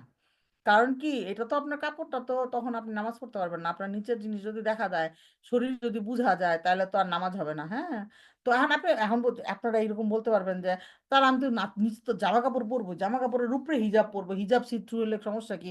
কোনো সমস্যা নাই, যদি না আপনার শোল্ডার, আপনার গলা, আপনার মাথা না দেখা যায়। ঠিক আছে? সো এই কোনো জিনিসই দেখা যাবে না যেগুলা মানে ঢাকার আবৃত করার অংশ। সো এইগুলা হচ্ছে আপনার এটাকে দুইটাই দুইটাই নামাজের এই যে এখানে বলবে, দেখবেন এখানে একটু বলবে, একটু সামনে দেখেন, সামনে বলবে। আচ্ছা, সলাতে অবস্থায় দুই হাত ঢাকা জরুরি কিনা এই ব্যাপারে শায়খ বিন বাজ বলেছেন জরুরি বা আবশ্যক নয়, তবে ঢেকে রাখলে উত্তম। তার মানে কি, আপনি যদি বড় লং খিমার বানান, খিমারে হাত থাকে আপনার, হাত থাকলে আপনি হাত বাইকেরও নামাজ পড়তে পারেন, আবার হাত ভিতরে ঢুকায়ও নামাজ পড়তে পারেন, তো আবশ্যক না। তারপর বলছে, শায়খ আলবানী বলেছেন যদি পোশাকটা লম্বা না হয়, পা ঢাকার জন্য মোজা পরিধান করে তবে যথেষ্ট হবে না। কেননা মোজার মাধ্যমে হয়তো চামড়া ঢাকা গেল, কিন্তু পায়ের আকৃতি সুস্পষ্ট থেকে গেল। তাই এই মোজা পর্দার জন্য যথেষ্ট হবে না। এখন কেউ আমার কাছে আইসা অমুক কোনো শায়েক তমুক কোনো শায়েক বা কোনো ইয়ার কথা বললেন না, পুরো আমার নলেজ নাই। আমি এখানে যা পড়ছি আমি সেটা বললাম আপনাদেরকে, এগুলো আমার কোনো কথা না, আমার কোনো কম্পাইলেশনও না। হ্যাঁ, এগুলো আল হারমাইনের ওরা পড়ালেখা করে এগুলা দিছে। এখন আমরা মানার চেষ্টা করব, আল্লাহর কাছে দোয়া করব, যতটুকু মানতে পারবো ইনশাল্লাহ আল্লাহ কবুল করে নিন। তারপরে কি বলছে, যে আমরা সবসময় বেটারটা চেষ্টা করবো। এখন মনে করেন খালি পায়ের চেয়ে মোজা পরা ভালো, মোজা পরার চেয়ে স্কার্ট পরে নামাজ পড়া আরো ভালো। স্কার্ট না পরে আপনি যদি বড় খিমার পরেন 2 হাত লম্বা আপনার হাইটের চেয়ে, সেটা আরো ভালো। ঠিক আছে, ভালোর তো কোনো শেষ নাই, আপনি লেভেল আপ করবেন প্রতি মুহূর্তে আল্লাহর কাছে। তারপরে বলছে কি যে তিনি আরো বলেন, আল্লাহ তাআলা বলেন নারী যেন সদরে পরচনা, সজোরে পদচারণা, কি কঠিন বাংলা রে বাবা, সজোরে পদচারণা না করে, যাতে তার গোপন সৌন্দর্য প্রকাশ হয়ে পড়ে। এই আয়াত দ্বারা প্রমাণ করা যায়, প্রমাণ হয় যে পায়ের উপরের অংশ ঢেকে রাখা জরুরি। তাছাড়া উম্মে সালামার হাদিসে তো বলা হয়েছে নারী ও তার পর্দার পোশাক অর্ধ হাত বা 1 হাত পর্যন্ত ঝুলিয়ে পরিধান করবে। এখন এখানে আবার অনেকের কাহিনী আছে। আমি একদিন বলছিলাম কোথায় জানি কোন হালাকায়, যে আপু আমার তো বোরখা বানানোর সময় বলি যে আমার যা হাইট তার চেয়ে 4 ইঞ্চি বড় বোরখা দিবেন, বা 2 ইঞ্চি বা 3 ইঞ্চি বড় হবে বোরখা। এখন ওনারা বলছে যে রাস্তার মধ্যে যে অনেক গুটু লাগে থাকে, পড়ে থাকে, তাইলে ওগুলার কি কাহিনী? রাস্তার মধ্যে তো অনেক অপবিত্রতা থাকে। পরে আমি চিন্তা করে দেখলাম আসলেই তাই। পরে দেখলাম এক শাইখ বলছে যে এরকম, মানে এগুলো হচ্ছে সবকিছুই হচ্ছে কি, এগুলো একদম বেসিক না, এগুলো হচ্ছে ফিকের আন্ডারে, ফিকের আন্ডারে যাই পাবেন আপনি সেগুলোর মধ্যে দেখবেন কি এক এক শাইখ এক একটা বলছে তাদের বুঝ থেকে। তার মানে কন্ট্রোভার্সাল, তো কন্ট্রোভার্সাল হলে আপনি সবকিছুই নিতে পারবেন। তো এখন এইখানে বলছে যে রাস্তায় ধুলাবালি, আপনি যখন হেঁটে যাবেন তখন রাস্তায় যে ধুলাবালি লাগে সেগুলো দ্বারা সেই মানে অপবিত্রতা কাটাকাটি হয়ে যায়। আর আমি যেটা সহজ বুদ্ধি বলি সেটা হচ্ছে, আপনি বাইরে যাবেন, বাইরে গিয়ে আপনার ড্রেস লম্বা থাকুক লাগুক ময়লা, সিঁড়ি টিড়ি একটু মুছে টুছে দিলেন, সিঁড়ি মুছলেন, মনে করেন মার্কেটে গেলেন, মার্কেটের ফ্লোর ট্লোর সব মুছে টুছে বাসায় এসে কি করবেন, নিচের থেকে বোরখার 1 হাত পর্যন্ত বেসিনে রেখে সাবান দিয়ে ধুয়ে বোরখাটা নাড়ে দেন, শেষ। এত এত মানে তাতে আর আপনার টেনশন নাই যে আয় হায় আমার তো গেল, আমার সব সুন্দর জিনিসপত্র সব নষ্ট হয়ে গেল। এরকম হবে না ইনশাল্লাহ। হ্যাঁ, তারপরে যেটা বলছে যে শায়খ বিন বাজ রহমতুল্লাহি আলাইহি বলেছেন কি, সাজদা দেওয়ার সময় যদি পায়ের পাতা বের হয়ে যায় তবে নামাজের কোনো ক্ষতি হবে না, তবে সেটা ঢেকে রাখা উত্তম। এই জন্য সবচেয়ে মানে একটা ভালো বুদ্ধি হচ্ছে কি, যে আপনি বড় একটা খিমার বানাবেন, বুঝছেন? বড় একটা খিমার, একটা খিমার বানাইতে একটু পয়সা লাগবে, লাগুক। আপনি কি করবেন, দোকানে যে মানে অনলাইনে দেখবেন কি ফুল লেন্থ খিমার পাওয়া যায় অনেক, ওই বিভিন্ন পেজ আছে। এখন কোনো পেজের নাম বললে বলবেন মার্কেটিং করেন, পার্সেন্টেজ খাবেন নাকি না, আমার মনে নাই কোত্থেকে কিনি আসলে। ফুল লেন্থ খিমার আপনি লিখে সার্চ দিলেও পাবেন। ফুল লেন্থ একটা খিমার কিনবেন, কিনলে কি হবে যে আপনি দেখবেন আপনার লেন্থে টাইটাই হয়েছে। এরপরে যেটা করবেন ম্যাচিং করে একটু 1 হাত পরিমাণ মানে কাপড় 1 হাত পরিমাণ, মনে করেন 12 ইঞ্চি দোকানে দিয়ে টেইলার্সে বা যাকেই দেন বা নিজে করেন, 1 ইঞ্চি পরিমাণ কাপড় আপনি ফিল করে মানে কুচি দিয়ে জোড়া দিয়ে দিবেন, বুঝছেন? চারপাশ দিয়ে ওইটার। তাইলে কি হবে? এত লম্বা হবে যে আপনি যত কিছুই করেন ওটার মধ্যে একবার ঢুকলে আপনার হাত পা আর কোনদিনও বের হবে না। সেটা পরে আপনি ওই নামাজের খিমারটা পরে শুধু নামাজই পড়বেন। আপনি হাঁটবেনও না, কোনো সময় দরজাও খুলবেন না। এইরকম একটা প্ল্যান করতে পারেন। ওইটা শুধুমাত্র আপনার নামাজের জন্য। দেখেন কত টাকা খরচ করি।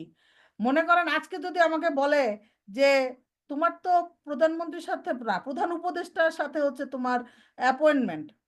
তাইলে একটা নতুন জামা কিনবো না কিনবো না?" সবার আগে কি এতটা নতুন জামা কিনবো? মানে নরমালি বলতেছি আরকি। নতুন একটা জামা কিনবো, ভালো একটা জুতা কিনবো, সবকিছু নতুন কিনবো। কিনে সাইজা-গুইজা প্রধান উপদেষ্টার সাথে দেখা করব। আর আল্লাহ সুবহানাহু ওয়া তাআলার সাথে দেখা করব। দিনের মধ্যে ৫ বার মিটিং করব। একটা ভালো ড্রেস কিনবো না? ভালো একটা খিমার বানাইতে পারবো না আমি? একবার ঈদে আপনি ড্রেস না কিনেন, না কিনে একটা এরকম খিমার বানান। আপনার একটু খরচ হবে, ২,০০০ ৳২,৫০০ খরচ হবে, হোক। কোয়ালিটি ফুল একটা জিনিস দিয়ে যখন নামাজ তখন খুব ভালো লাগবে দেখবেন। খুব সুন্দর কাপড় কিনবেন। নামাজের কাপড় আমরা কি করি? দুনিয়ার ফেড, পুরান, অনেকে দেখছি যে ওড়না, পুরান ওড়না দিয়া হিজাব বানায় নামাজ পড়ে। ওটা হয়তো আরামের জন্য পড়ে। কিন্তু আমরা চেষ্টা করব সুন্দর কালারফুল ওড়না দিয়ে, সুন্দর কালারফুল কোনো কিছু দিয়ে হিজাব বানাইতে নামাজের। যাতে কি হয়? নামাজ পড়ার সময় আমাদের মনটা ভালো থাকে। মালয়েশিয়ানরা এই ফুল পোশাকে নামাজ পড়ে মাশাআল্লাহ, হ্যাঁ। হ্যাঁ, হ্যাঁ, নামাজের খিমার কোথাও ব্যবহার করবেন না। ওটা এমন বড় বানাইবেন, মানে আমার বাসায় যারা আসেন বা আসছেন দেখছেন যে আমার নামাজের হিজাবের মধ্যে একবার ঢুকলে মানুষজন বাড়িতে পারে না। আমি তো মোটা না, যার জন্য আমার অনেক কাপড় লাগে। তো চিকন মানুষ এটার মধ্যে ঢুকলে হারায় যায়। তো এইজন্য একটা বানাইছি। এত বেশি দরকার নাই তো আমার। একটা বানান। একটা বানান সেটা দিয়ে নামাজ পড়বেন ইনশাআল্লাহ। তারপরে কি বলা হইছে যে উম্মে সালামা রাদিয়াল্লাহু আনহু থেকে বর্ণিত যে তাকে প্রশ্ন করা হলো যে একজন প্রাপ্তবয়স্ক নারী সাধারণত কোন পোশাকে সালাত আদায় করবে? তিনি বললেন ওড়না পরবে এবং এমন চাদর গায়ে দিয়ে নামাজ পড়বে যা পায়ের উপরের অংশে ঢেকে থাকে। তাহলে এই হাদিসটা কি বলছে যে এটার সনদটা জয়ীফ, কিন্তু বলছে কি মওকুফ সূত্রে বর্ণিত। তো ইমাম ইবনু তাইমিয়া বলেছেন সলাৎ অবস্থায় নারীর পর্দা আল্লাহর জন্য। যদিও নারী নিজ বাড়িতে স্বামী ও মাহারামদের সামনে মাথা, হাত ইত্যাদি খুলে চলাফেরা করতে পারে। আশা করি এখানে আমাদের একটু ক্লিয়ার হয়েছে। কে জানি একটা কোয়েশ্চেন করছিল আপুরা যে নিজের বাসার কথা কি জানি বলছিলেন। তো নিজেদের বাসায় করলেও আমাদের কি করতে হবে? অবশ্যই, অবশ্যই পড়তে হবে। হ্যাঁ? যে এইভাবেই পড়তে হবে। এখন দাঁড়ান, কে এটা ছবি দিছে? দাঁড়ান দেখানি। হ্যাঁ, বুঝছি। কিন্তু এটাতেও হয় কি যে এটা পড়লে একটা সুবিধা হয় কি যে গরম লাগবে না আপনার। এইটা পড়লে এই ভিতর দিয়ে বাতাস ঢুকবে। তাইলে হচ্ছে যে গরম লাগে না। কিন্তু আপনি যখন পুরা খিমার পড়বেন, ও আচ্ছা, ভালো একটা সাজেশন দেই। সেটা হচ্ছে কেউ কখনো লিলেনের খিমার কিনবেন না। লিলেনের খিমার খুবই হেভি হয়। লং খিমার বিশেষ করে সলাৎ খিমার যেগুলা, এগুলা কেউ লিলেনের কিনবেন না। সবসময় ভয়েলের কিনবেন, হ্যাঁ? চেষ্টা করবেন একেবারে খুব লাইট ভয়েলের কিনতে ইনশাআল্লাহ, ইনশাআল্লাহ। তারপরে বলছে কি শর্ত, পরের শর্তটা কি? পরের শর্ত হচ্ছে কিবলামুখী হওয়া। তখন থেকে কাবা হলো মানে যখন আরকি আ কাবা মানে ওই যে কিবলা পরিবর্তন হইলো, তখন থেকে কাবা হয়ে গেল কি উম্মতে মুহাম্মদের জন্য একমাত্র কিবলা। হ্যাঁ, ভয়েল পাতলা হয় কিন্তু সি থ্রু হয় না। আমার যতগুলা খিমার আছে কোনটাই সি থ্রু না। আপনারা কেউ বাসায় আসলে দেখবেন। বা কটন কিনবেন, একদম ভয়েল কটন কতগুলো আছে এরকম। কি, কি জানি নাম কয়? এসি কটন, তারপর হচ্ছে ফ্যান কটন, এই টাইপের কত কিছু বলে ওরা। তো আপনারা একটু দেখে একটু ট্রায়াল এন্ড এরর করবেন। করে তারপরে কিনতে হবে আরকি। আর ভয়েল একদম পাতলা যেগুলা সেগুলা না। সেগুলার কথা বলি নাই। কিন্তু কতগুলো ভয়েল আছে কটন ভয়েল। ওই টাইপের গুলার আপনার সি থ্রু হয় না। পাতলাও হয়, বাতাসও ঢুকে গরমের দিনে কিন্তু সি থ্রু হবে না। হ্যাঁ? তারপরে বলছে যখন সলাতে দাঁড়াতে ইচ্ছা করবে তখন অজু করবে, তারপর কিবলামুখী হয়ে দাঁড়াবে। যে মানুষ কাবা দেখতে পাবে সে সরাসরি তাকে সম্মুখে রাখবে, আর যে দূরে থাকবে সে কাবার দিকে মুখ ঘুরিয়ে নামাজ পড়বে। সফররত অবস্থায় নামাজ সলাতের ক্ষেত্রে কিবলামুখী হওয়া শর্ত নয়। মুসাফির ব্যক্তি বাহনে আরোহণ অবস্থায় নফল নামাজ পড়বে, যাতে যেদিকেই মুখ থাকুক না কেন কোনো সমস্যা নেই। এই বিধান জল, স্থল, আকাশপথে এবং সফরের ক্ষেত্রে তারতম্য নেই। নফল সালাত, বিতর সালাত, তাহাজ্জুদ সালাত, চাশতে সালাত প্রভৃতি আদায় করতে পারবে। কেননা সহিহ হাদিসে প্রমাণিত আছে যে নবী সাল্লাল্লাহু আলাইহি ওয়াসাল্লাম সফররত অবস্থায় এভাবেই নামাজ পড়েছেন। হ্যাঁ, হ্যাঁ, সেটা তো হবেই। নিচে স্কার্ট উপরে হিজাব পরলে কোনো সমস্যা নাই। আপনার যদি জাস্ট স্কার্টটা অনেকটা নামাই দিবেন যাতে আর কি আপনার অনেক মানে পা কোনোভাবেই না বের হয়। বুঝছেন? তো আমরা তখন বুঝছি যে পাটা আসলে ঢাকতেই হবে। এখন আপনি হিজাব দিয়ে ঢাকেন আর স্কার্ট দিয়ে ঢাকেন সমস্যা না। কিন্তু পা আপনাকে মুজা না, এমনিতেই ভালোভাবে ঢাকতে হবে। কাপড় দিয়েই ঢাকতে হবে, হ্যাঁ?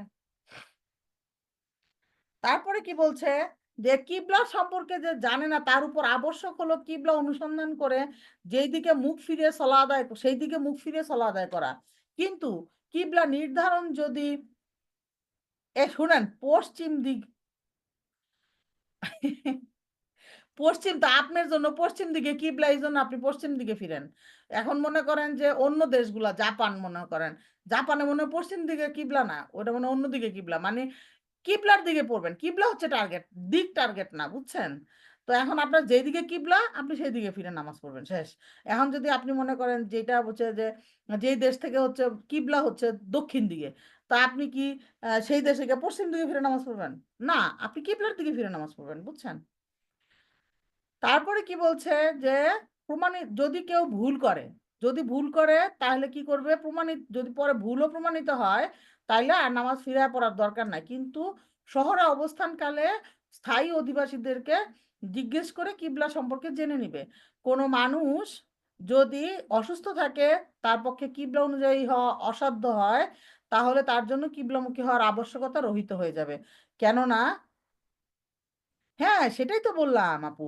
যে পূর্ব দিকে কিবলা। তো আপনি নিশ্চয়ই পশ্চিম দিকে ফিরে নামাজ পড়েন না। আপনি নিশ্চয়ই পূর্ব দিকে ফিরে নামাজ পড়েন, তাই না? এটাই বলছি আরকি। তারপরে বলছে কি যে কোন মানুষকে তার সাধ্যের অতীত কোনো কিছু চাপিয়ে দেন না। সূরা বাকারার ২৮৬ নম্বর আয়াতে বলা হয়েছে, তাই না? তাইলে এখন বাংলাদেশের যে সমস্যা সেটা আমি একটু বলতে চাই। এটা আমার অনেক দিনের খায়েশ আপনাদের সাথে শেয়ার করব। মসজিদে গেলে এই চেয়ার নিয়ে যে একটা কাড়াকাড়ি, কি যে ডেঞ্জারাস! মানে কানিজ আপু আপনি কোয়েশ্চেন করা বন্ধ করবেন? নাহলে আপনার বাসায় আমার দাওয়াত। তারপর তারপরে হচ্ছে যে মনে করেন মসজিদে গেলে তারা হচ্ছে চেয়ার নিয়ে টানাটানি। যে চেয়ারে বইসা নামাজ পড়তে হবে। তারা হাইটা, হাইটা মসজিদে আসতে পারবে। তারা শপিং সেন্টারে ঘুরতে পারবে। কিন্তু নামাজ পড়ার সময় তাদেরকে চেয়ারে বসে নামাজ পড়তে হবে। তো এইরকম মানে অপারগতার কথা কিন্তু ইসলামে বলা হয় নাই, হ্যাঁ? ইসলামে এই যে দেখেন অসুস্থ, এমন অসুস্থ যে কিবলামুখী মানে মনে করেন যে সে হচ্ছে একেবারে বিছনায় পড়া। তার জন্য ঘুরানো পেঁচানোর লোক নাই বাসায় যে কে ঘুরায় মসজিদ মানে কিবলা বরাবর করে দিবে তার মুখটা, এরকম কেউ নাই। তাহলে তো সে অসুস্থ, তাই না? তো এইজন্য সে নামাজ পড়তে পারবে। তার মানে এটা না যে আমার মতো টনটনা ব্যক্তি সুন্দর করে সেজেগুজে আমি হাঁটে মসজিদে গেলাম। গিয়া আমি অচল হয়ে গেলাম। আমাকে চেয়ার এনে না দিলে বইসা নামাজই পড়তে পারতেছি না। এরকম যেন না হয় আপুরা। আমরা নিজেদের অবস্থান থেকে আমরা কনশাস হব। আমি যদি না করি তাইলে একটা সময় আমার দেখা দেখি আরো ২ জন করবে না। আরো ২ জনকে আমি যদি জানাইতে পারি যে চেয়ারে নামাজ হবে না। চেয়ারে বসে স্টাইল মেরে নামাজ পড়লে নামাজ হবে না। আমি এমনও দেখছি যে মসজিদের মধ্যে চেয়ারে বসে নামাজ পড়লে মনে করে কি তাদের একটু মানে বেশি। অ্যা কি বলে এটাকে যে লেভেল আপ। আর যারা হচ্ছে গরিব তারা হচ্ছে উঠা বসা করে নামাজ পড়ে। আর যারা একটু এলিট ক্লাসের তারা চেয়ারে বসে নামাজ পড়ে। আমি এরকমও দেখছি যে মানে গরিব মানুষ গরিব মানুষ বলতে যে একটু হয়তোবা দেখে আরকি পোশাকে-আশাকে দেখে মনে হইছে যে গ একটু গরিব তারা চেয়ার রাইখা দিত বড়লোকদের জন্য। মসজিদে গিয়ে বসেছিলাম জুম্মার সময় দেখছি কত কিচ্ছা কাহিনী দেখা যায় মসজিদে গেলে। যে আসছে পরে একেবারে তাড়াতাড়ি "আপা আপনার জন্য আমি চেয়ার রেখেছি। কি খুশি রে! আপাকে চেয়ার দিছে। আপা চেয়ারে বসে নামাজ পড়ছে।" আমি জাস্ট হা করে তাকায় রইছি। তো এটা আসলে মানে খুব বেশি আমাকে কেউ সম্মান দিল এরকম না ব্যাপারটা। আমার ইবাদত, হ্যাঁ? আমার ইবাদত সবচেয়ে বড় ইম্পোর্টেন্ট। তো আমরা ইনশাআল্লাহ এই চেয়ারে বসে নামাজ পড়ার এটা আমরা করব। অসুস্থতার ব্যাপারে আপু বুঝতে হবে যে কতটা অসুস্থ এবং সেই ব্যাপারে অবশ্যই উলামাদের সাথে সহি উলামা। বাংলাদেশের বেশিরভাগ হুজুরি হচ্ছে কি করে, যে যে বলে শীতকালে শীতকালের ওয়াজ করে, গরমকালে গরমকালের ওয়াজ করে। তো আমরা যেই সব জায়গায় গেলে সহি একটা নির্দেশনা পাবো, যেমন আইসিডি, এই যে কি বলে, নালা নুজাদ উস্তাদের যে একটা পেজ আছে না, এমসিডি, ওটা একটা লিঙ্ক দিয়ে দেন আপনারা এখানে। তো ওইখানে আপনারা কোশ্চেন করবেন, আপনারা আল হারামাইনে কোশ্চেন করবেন, এরা আপনাকে আপনাকে সহিটা বলবে। যে আপনার অবস্থা শুনে হুজুরা কি করে, গেস করার ট্রাই করে যে এরে কোনটা বললে সে খুশি হবে। আপনার খুশির জন্য সে আপনাকে বলে দিবে একটা, যেমন কি, সুদ হচ্ছে হারাম, এইটারে এখন অনেক ভাবে মাথার পিছন দিয়ে ঘুরায় টুরায় তারা এটারে বিভিন্ন ভাবে হালাল বানানোর ট্রাই করতেছে। কেন বাবা, কেন আমি হালাল বানানোর ট্রাই করবো? যেটা হারাম হারামই, আমি মানতে পারতেছি না, আমি সুদ থেকে বাড়াতে পারতেছি না, এটা আমার ব্যর্থতা। আমি আল্লাহর কাছে ক্ষমা চাবো এবং আল্লাহর কাছে সবসময় দোয়া করবো যে আল্লাহ আপনি এনতে বাই করে দেন আমাকে। আল্লাহ ইনশাল্লাহ আমাকে বাই করে দিবে, এই বিশ্বাস আমাদের থাকতে হবে। কিন্তু তাই বলে আমি আল্লাহর একটা হারাম জিনিসকে আমি হালাল মনে করতে পারি না। আমি যদি আল্লাহর হারাম জিনিসকে হালাল মনে করি তাহলে তো আমি ইসলাম থেকে বাইরে হয়ে গেলাম। সেম আমি যদি কোনো হালাল জিনিসকে হারাম মনে করি, সেটাও কি হবে? হ্যাঁ, সেটা দাঁড়ায় নামাজ পড়বে। এখন ঘটনা সেটা না, ঘটনা হচ্ছে যে আপনি নামাজ কেমনে পড়বেন সেই ব্যাপারে আমি কোনো কঠোরতা দিতে চাই না। আমি চাই আপনারা নিজেরা অনেস্ট হন আল্লাহর কাছে। নামাজ আমরা কাউকে দেখানোর জন্য পড়ি না, আমরা আল্লাহকে খুশি করার জন্য নামাজ পড়ি। সো আমি বৈশা নামাজ পড়লাম না, দাঁড়ায় নামাজ পড়লাম না, শুয়ে নামাজ পড়লাম, সেটা আমার রব আর আমার মাঝের ব্যাপার। সো এই জন্য ইভেন আমি ব্যাপারটা হয়ে গেছে কি আপু, বললাম না আমরা অনেক সাহসী, আমি আসলে অনেক খারাপ খারাপ কথা শুনি মানুষের কাছ থেকে, মানে মানুষ আমাকে অনেক বাজেভাবে ট্রিট করে, যার জন্য আর কি আমি, মানে আমার এক্সপিরিয়েন্স মোটেই ভালো না দাওয়াতের ক্ষেত্রে, হয়তো আমার কথা বলার প্যাটার্ন ভালো না এই জন্য। তো যদি কাউকে বলি অনেকে বলে তোমার সমস্যা কি, আমার কবরে আমি যাব, তুমি আমার এত কথা বলো আর কি। এই কথা বলার পর একটা মানুষ কত সাহসী হলে এই কথা বলতে পারে যে আমার কবরে আমি যাবো, তুই আমার দাওয়াত দেওয়ার কেটা? তারে আর আপনি কিছু বলতে পারবেন? সে তো আপনার পুরো সিল মেরে দিল, মানে মুখের মধ্যে স্ট্যাপলার মেরে দিল যে আপনি আর হা করতে পারবেন না। তো এই জন্য যে মনে করেন যে আমাদের একটু ভয় পেতে হবে, কবরে যাওয়াটাই লাস্ট না, কবরে যাওয়াটা স্টার্ট। বি ভেরি কনসিয়াস যে কবরে যাওয়াটা শুধুমাত্র একটা একটা জীবনের একটা স্টার্ট, একটা গেটওয়ে। তো সেখানে ঢোকার পরে কি হবে, এত সহজ না ব্যাপারটা যে আমি যেভাবে বললাম সেভাবেই হয়ে যাবে। সো বি কনসিয়াস, আল্লাহকে খুশি করার জন্য এবং সলিডলি আল্লাহকে খুশি করার জন্য আমাদেরকে কাজ করতে হবে। এবং সেটা কিভাবে করতে হবে, যেভাবে আল্লাহ দেখায় দিয়েছেন, যেভাবে আল্লাহ এক্সপ্লেইন করে দিয়েছেন কোরআনে, এবং নবী সাল্লাল্লাহু আলাইহি সাল্লাম তার জীবনে দেখায় গেছেন আমাদেরকে প্র্যাকটিক্যালি, সেইভাবে করতে হবে। হ্যাঁ, নিজেদের পছন্দ মতো করলে হবে না। আচ্ছা, কিবলা সম্পর্কে, আচ্ছা এটা তো আমরা বলছি, সরি এক কথা বারবার কইতেছি। আচ্ছা, পঞ্চম শর্ত বলছে কি নিয়ত। আচ্ছা, আমি যেই গতিতে যাচ্ছি আমার তো মনে হয় না আমি আজকে 100টা স্লাইড আপনাদের মধ্যে পড়তে পারবো। আমরা কি কন্টিনিউশন করব, আজকেও যেটুকু পারি পড়লাম, পরে বাকিটা পড়বো, কি মনে করেন? নাকি আমি স্কিপ করে করে শেষ করে দিব? লেখেন লেখেন লেখেন, নাইলে বুঝবো সবাই গেছেন গা। এই যে আবারও কানি যাবো কানি যাবো, খালি আমার কনফিউজ করে দেয়, লেখছে জি। আমি তো দুইটা অপশন দিছি, এখন আপনি জি বললে তো আমি বুঝবো যে দুইটাই ঠিক আছে। আবার একজন লেখছে শুধু না।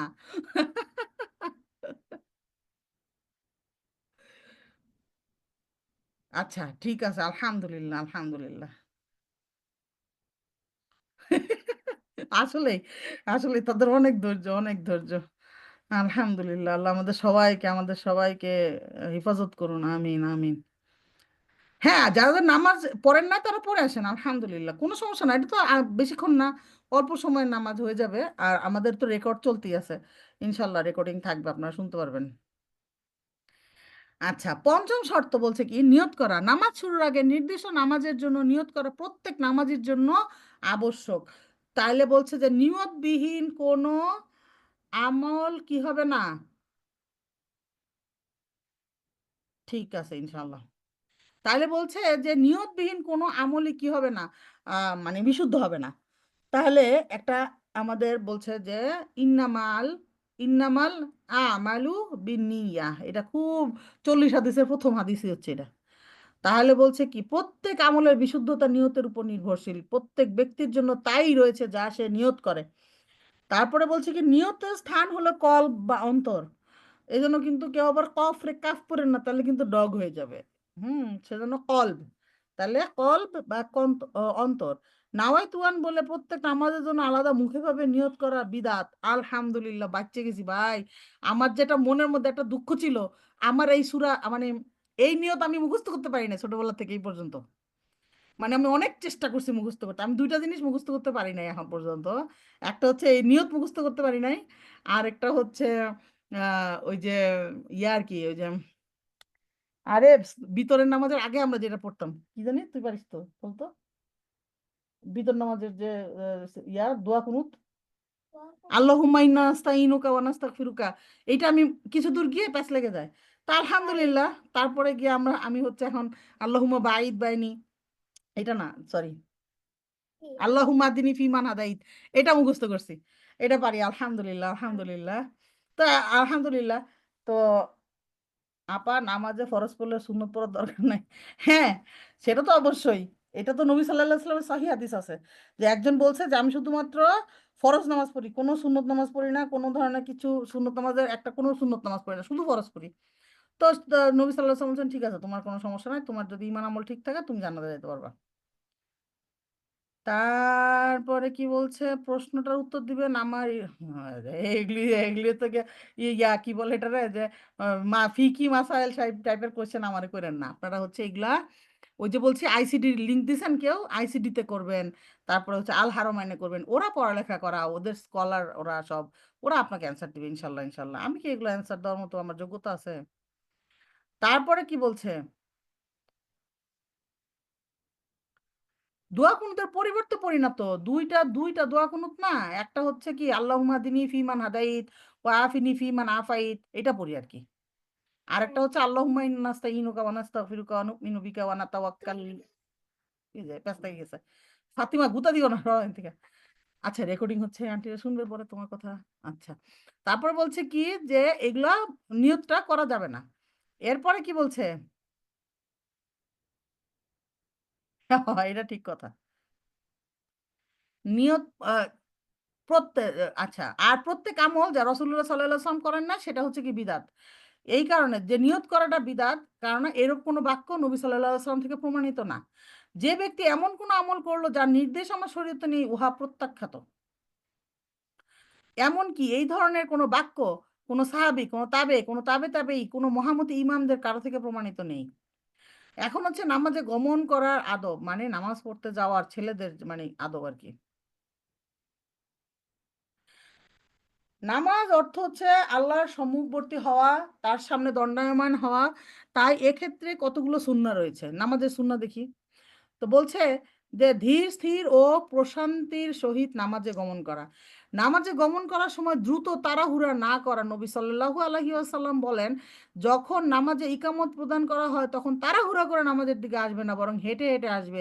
যখন তোমাদের উপর আবশ্যক, তখন তোমাদের উপর আবশ্যক হচ্ছে ধীর স্থিরতা এবং প্রশান্তির সাথে আগমন করা। অতঃপর নামাজের যতটুকু অংশ পাবে তা আদায় করবে, আর যা ছুটে যাবে পরে তা পূর্ণ করে নেবে। আর আমাদের কি করে দেখি যে আজানে যখন ইকামত দেয় তখন পোলাপানে বাইরে হয়ে দৌড় দেওয়া শুরু করে, তো দৌড় দেওয়া যাবে না। তারপরে কি বলছে, ফরজ শুরু হলে সুন্নত পড়া। ফরজ শুরু হয়ে গেলে কোনো রকম নফল বা সুন্নত পড়া যাবে না, এটা হচ্ছে মসজিদে যদি জামাত শুরু হয়ে যায় সেটার কথা বলা হয়েছে। ইকামত হয়ে গেলে সেই নির্ধারিত নামাজ ব্যতীত অন্য কোনো নামাজ পড়া যাবে না। এটা মদিনায় মক্কায় এগুলা দেখা যায় যে মানুষজন আসে, আসে ইকামত হচ্ছে এর মধ্যে সে নামাজে দাঁড়ায় গেল, সে আবার এর মধ্যে 2 রাকাত নামাজ পড়েও ফেলায়। তো এইরকম করা যাবে না আর কি, হ্যাঁ। তারপরে কি বলছে যে সুতরাং ইমামের তাকবীরে তাহরিমা বলার পর সুন্নত বা নফল নামাজ আরম্ভ করা উচিত নয়। আগে থেকে যদি কোনো নামাজ শুরু করে তবে তা হালকা করে শেষ করার চেষ্টা করবে, অথবা সেই নামাজ ছেড়ে দিলে সেই নামাজ ছেড়ে দিলে ফরজ, অথবা সেই নামাজ ছেড়ে দিয়ে ফরজের শরিক হবে। মসজিদে প্রবেশ করার নিয়ম এবং দোয়া। মসজিদে প্রবেশের সময় আগে ডান পা রাখবে আর দোয়া করবে। দোয়া করবে কি, আল্লাহর নামে প্রবেশ করছি, সালাম বর্ষিত হোক আল্লাহ রসুল সাল্লাল্লাহু আলাইহি সাল্লামের উপর, হে আল্লাহ আমার পাপরাশি ক্ষমা করো। তারপরে বলছে কি, বের হওয়ার সময় কি দোয়া করবে, বের হওয়ার সময় বলবে, না 2 নাম্বার হচ্ছে আল্লাহুম্মা আফতাহলি আবওয়াবা রাহমাতিক, এটা সহজটা আর কি, যে হে আল্লাহ আমার রহমতের দরজা সমূহ, তোমার রহমতের দরজা সমূহ আমার জন্য খুলে দাও। আর 3 নাম্বার বলছে কি যে মহান আল্লাহর নিকট তার সম্মানিত সত্তা ও চিরক্ষয় রাজত্বের উসিলায় বিতাড়িত শয়তান থেকে আশ্রয় প্রার্থনা করছি। আউযু বিকালিমাতিল্লাহি তাম্মাতি মিন শাররি মা খালাক। এটা না, এটা কি? আউযু লাহি আজিমি। আচ্ছা আমি এনে ফাদা কাছে দম বানাই, প্যাস লাগতেছে, মুখস্থ হয়তো বা আছে, হয়তো বা নাই, জানি না। আচ্ছা তারপরে বলছে কি মসজিদ থেকে বের হওয়ার দোয়া। এই তিনগুলো, এই সবগুলো দোয়া আপনারা অবশ্যই হিস্তুল মুসলিম অ্যাপসের মধ্যে পাবেন। সবাই কি করবেন, হিস্তুল মুসলিম অ্যাপস থেকে মসজিদে ঢোকার বের হওয়ার দোয়াগুলা প্লে বাটন চাইপা শুনে শুনে ছয়টা মুখস্থ করবেন। ছয়টা মুখস্থ করবেন, নাহলে কি হবে, উল্টা পুল্টা পড়লে ভুলভাল পড়লে গুনাহ হবে। তো এই জন্য আমরা দোয়া করার সময়ও আমরা অবশ্যই তাজবিদ, মানে আমি লামাদ মুনফাসিল তারপর এগুলো বলতেছি না, কিন্তু আপনার কফ কাফ হ্যাঁ হ্যাঁ এগুলো তো ঠিক রাখতে হবে। এখন আপনি যদি এগুলো ভুল করেন তাহলে তো অর্থই চেঞ্জ হয়ে যাবে, তাই না? মাত তবেই বাদ দেওয়া যাবে না, তোমার তবেই দিয়ে যাইতে হবে। যেমন লা ইলাহা ইল্লাল্লাহ, এখন যদি মনে করেন আমি জিকির করতেছি, এই জন্য অনেকে আমাদের দেবেন বাংলাদেশে বলে জিকির করার সময় তো কিছু খেয়াল রাখা যায় না, লা ইলাহা ইল্লাল্লাহ লা ইলাহা ইল্লাল্লাহ, ইয়া আল্লাহু আকবার, আল্লাহ মাফ করুন। কোনোদিনও যদি কেউ বলে লা ইলাহা ইল্লাল্লাহ মানে কি আল্লাহ ছাড়া অবশ্যই ইলাহ আছে, আউযুবিল্লাহ। তো মনে করেন যে অবশ্যই কখনো এটা লা টানা ছাড়া পড়া যাবে না, যাবে না, যাবে না। সেটা আপনি জিকির করেন, দৌড়াতে দৌড়াতে পড়েন, ঘুমায় ঘুমায় পড়েন, লাফাইতে লাফাইতে পড়েন, কোনো ইয়া নাই, মানে এক্সকিউজ নাই যে আপনি লা ইলাহা ইল্লাল্লাহকে শর্ট করে বলবেন। হুজুররা আবার এটার একটা ফতোয়াও বাই করছে যে আপনি 32 বার লা ইলাহা ইল্লাল্লাহ বলবেন, 33 বারের সময় গিয়ে লা ইলাহা ইল্লাল্লাহ বলবেন। এই ধরনের ভুল কাইন্ডলি কেউ করেন না, কাইন্ডলি কেউ করেন না। কারণ হচ্ছে 32 বার আপনি বললেন যে আল্লাহ ছাড়া অনেক ইলা আছে, একবার গিয়ে অনেক বড় করে বললেন আল্লাহ ছাড়া কোনো ইলা নাই, হইলো? হইলো না। So please please please be conscious. যে কেউ যে কোনো কিছু বলে ফেললেই আইসা বিশ্বাস করে ফেলেন না, হ্যাঁ?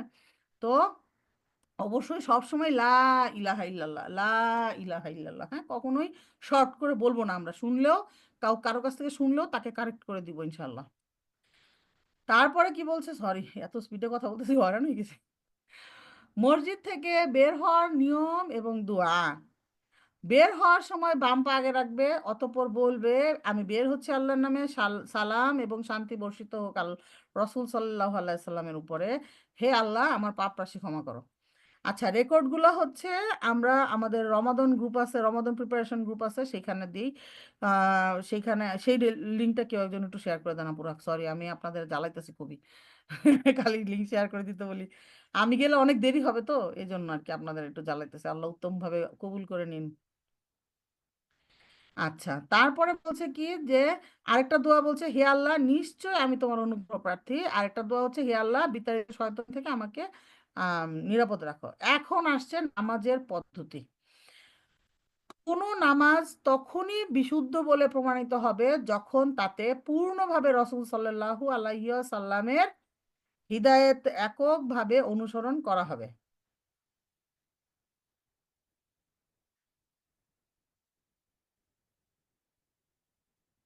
তারপরে কি বলছে যে রসুল সাল্লাল্লাহু আলাইহি ওয়াসাল্লাম ইরশাদ করেন, অর্থ আমাকে যেভাবে নামাজ পড়তে দেখো ঠিক সেইভাবেই তোমরা নামাজ আদায় করো।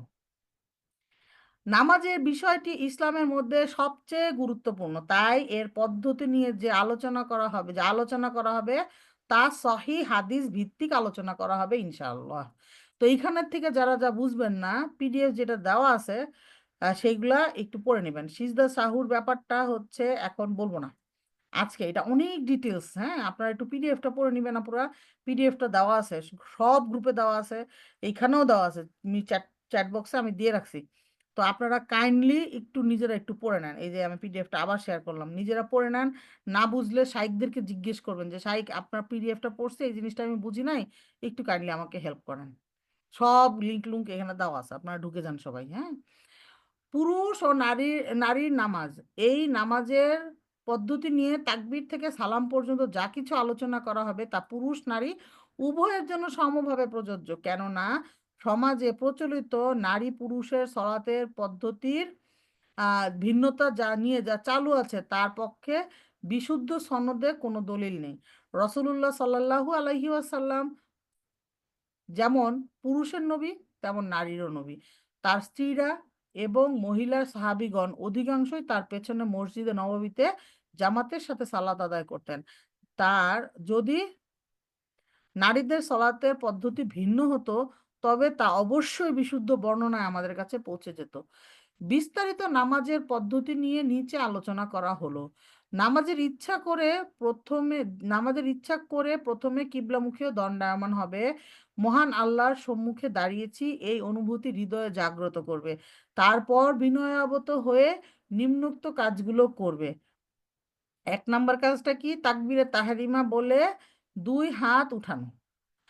হস্তদ্বয় ২ কাঁধ কান বরাবর উত্তোলন করবে এবং বলবে আল্লাহু আকবার। রাসূলুল্লাহ সাল্লাল্লাহু আলাইহি ওয়াসাল্লাম আল্লাহু আকবার বলে নামাজ শুরু করতেন। তিনি বলেছেন, কারো নামাজ ততক্ষণ পর্যন্ত পূর্ণ হবে না যতক্ষণ না সে ঠিকমতো ওযু করবে, অতঃপর তাকবীরে তাহরিমা বলবে। তিনি আরো বলেছেন, নামাজের চাবি হচ্ছে পবিত্রতা, আর তাকবীর বা আল্লাহু আকবার দ্বারা নামাজের বাইরের যে কাজগুলো আ হালাল তা হারাম করা হয়। তারপরে বলছে কি, আর নামাজের শেষে সালাম ফিরানোর মাধ্যমে যা হারাম ছিল সেইটা হালাল হয়ে যাবে। তো না, না, না।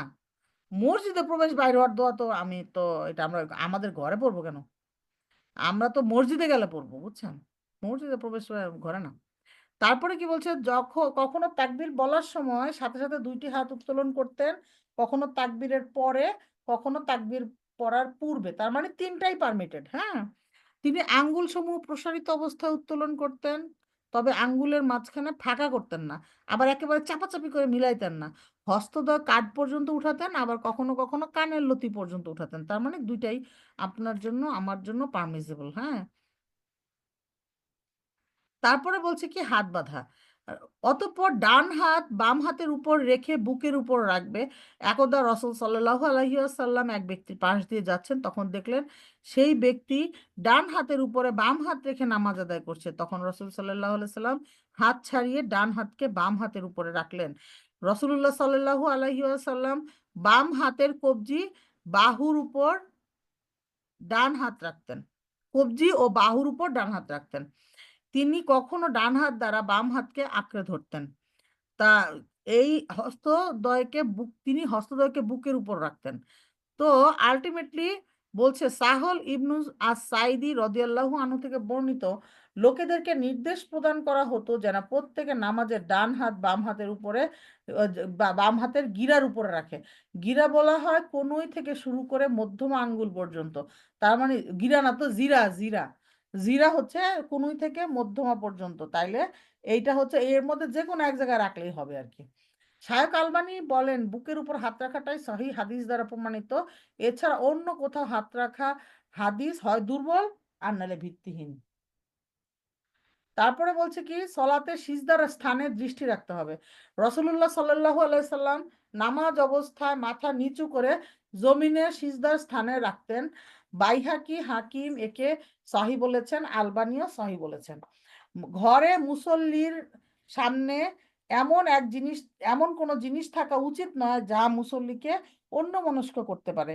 রাসূলুল্লাহ সাল্লাল্লাহু আলাইহি সাল্লাম নামাজ অবস্থায় আকাশের দিকে দৃষ্টি উঠাতে নিষেধ করেছেন। তিনি বলেন, যারা নামাজ অবস্থায় আকাশের দিকে তাকায় তারা যেন এ থেকে বিরত থাকে, অন্যথায় তাদের দৃষ্টি কেড়ে নেওয়া হবে। তাদের চোখ অন্ধ করে দেওয়া হবে। এটা আরেকটা এক্সপ্লেনেশন আসছে, বর্ণনায় আসছে।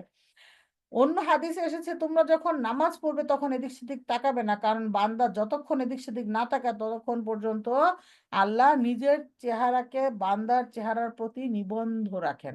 এটা তো স্বাভাবিক। এটা এদিক সেদিক তাকাইলে কি হয়? মনে করেন আমি আপনার সাথে কথা বলতেছি। এখন কথা বলার সময় আমি যদি আকাশের দিকে তাকায় তাকায় কথা বলি বা অন্য আরেক দিকে তাকায় তাকায় কথা বলি, তাহলে আপনি কি কথাগুলো ভালোমতো শুনবেন? শুনবেন না। তো যখন আমি আপনার চোখের দিকে তাকায় তাকায় কথা বলব, তখন দেখা যাবে যে আপনিও আমার কথাটা কনসেনট্রেশন দিয়ে শুনবেন। এটাই হওয়া উচিত। তো আল্টিমেটলি এইজন্য আমরা যখন কনসেনট্রেশন দিয়ে নামাজ পড়বো তখন আল্লাহ সুবহানাহু ওয়া তাআলা কি করবেন? আমাদের কথা শুনবেন। রাসূলুল্লাহ সাল্লাল্লাহু আলাইহি ওয়াসাল্লাম ৩ টা কাজ করতে নিষেধ করেছেন। ১ নাম্বার মোরগের মতো ঠোকর দেওয়া, ২ নাম্বার কুকুরের মতো বসা, ৩ নাম্বার শেয়ালের মতো এদিক ওদিক তাকানো। তো মোরগের মতো ঠোকর দেওয়া কোনটা? মোরগের মতো ঠোকর দেওয়া হচ্ছে যারা রুকু সিজদা ঠিকমতো করে না। সুবহানাল্লাহ, সুবহানাল্লাহ এরকম বলে না? আমি একটা এমন নামাজও দেখছি যে সিজদাতে যায় আর উঠে যায়। তাহলে সে মানে সুবহান রব্বিয়াল আলা একবার বলার টাইমটাও সে দেয় না। তাহলে হে বলেটা কি? তো এই জন্য আমরা খুব কনসিয়াসলি রুকু আর সিজদা খুব আরাম করে ঠান্ডা মাথায় করব। কুকুরের মতো বসা আর শিয়ালের মতো এদিক ওদিক তাকানোটা তো বুঝতেই পারছি আমরা। কুকুরের মতো মানে কি ওই যে হাত পা একদম বেশি বড় করে বিছায় বিছায় দেওয়া সেটা। আর বলছে যে শিয়ালের মতো মানে এদিক সেদিক তাকাইতে নিষেধ করা হয়েছে। আমরা এই এক্সপ্লেনেশন গুলো সামনেও দেখতে পাবো ইনশাল্লাহ। আচ্ছা, পরে বলছে সানা পাঠ করা। সানা পাঠ রসুল সাল্লাল্লাহু আলাইহি ওয়াসাল্লাম বিভিন্ন দোয়া দ্বারা নামাজ শুরু করতেন। এর মাধ্যমে তিনি আল্লাহর প্রশংসা, মাহাত্ম্য এবং গুণকীর্তন করতেন। কয়েকটি সানার দোয়া নিচে উল্লেখ করা হলো। হে আল্লাহ, এই যে এটা হচ্ছে আল্লাহুম্মা বাঈদ বাইনি ওয়া বাইনা খতায়ায়া, এটা আছে না একটা সানা, এটা একটা সানা। আবার সুবহানাকা আল্লাহুম্মা যেটা আমরা বলি সেটা একটা সানা। বলছে এছাড়া অনেক সানা আছে। হাদিসে প্রায় ১২ প্রকার সানা পড়ার নিয়ম প্রমাণ পাওয়া যায়। এই সবগুলা হিজতুল মুসলিম অ্যাপসের মধ্যে আছে। আপনারা যার মানে একটু মুখস্থ করার ইয়ে আছে, ভালো একটা অভ্যাস আছে, তারা কষ্ট করে একটু মুখস্থ করে নিবেন। একেক দিন একেকটা বললেন। তারপরে বলছে যে অতঃপর নিচু আওয়াজে বলবে কি আউযু বিল্লাহি মিনাশ শাইতানির রাজিম বিসমিল্লাহির রহমানির রহিম। কখনো এভাবেও পড়া যায়, মানে এটা হচ্ছে আরেকটা বাস আউযু ইস্তিআজা পড়ার আরেকটা প্যাটার্ন। আমি আল্লাহর নিকট বিতাড়িত শয়তানের পাগলামি, অহংকারী এবং কুকাব্যের প্ররোচনা থেকে আশ্রয় চাচ্ছি। এরপর সূরা ফাতিহা পড়বে। সূরা ফাতিহা পাঠ করার সময় প্রত্যেকটা আয়াতের পরে থেমে থেমে পড়তে হবে। টানা পড়া সবগুলা মানে এই সূরাটা টানা পড়া সুন্নাহ না। তো এইজন্য আর সূরা ফাতিহা ছাড়া নামাজ হবে না। রাসূলুল্লাহ সাল্লাল্লাহু আলাইহি ওয়াসাল্লাম বলেন, যে ব্যক্তি নামাজে সূরা ফাতিহা পড়ল না তার নামাজ হলো না। ইমামের পিছনে সূরা ফাতিহা পড়ার বিধান খুব ইম্পর্ট্যান্ট আমাদের সবার জন্য, যারা আম মসজিদে এখন যাই না বাংলাদেশে, কিন্তু ইয়াতে কাবায় গেলে, হজে উমরাতে গেলে তো আমাদের পড়া হয়। সেখানে গিয়ে আমরা এত বোকা হয়ে যাই। কারণ কি আমরা তো আমি নিজেই তো মনে করেন ওয়াক্তের নামাজ কখনো তো পড়ি নাই, মানে বাংলাদেশে থাকতে খুব কম, রেয়ারলি যে ওয়াক্তের নামাজ মসজিদে গিয়ে পড়া, যে কখন কি করতে হবে না করতে হবে এটি তো বুঝি নাই। তো দেখা গেছে যে গিয়ে অনেক খুব কষ্ট হয়েছে। তো এই জন্য আমরা একটু জেনে যাব, জেনে গেলে সুবিধা হবে ইনশাল্লাহ। এই ক্ষেত্রে আলেমদের ৩টা মত আছে।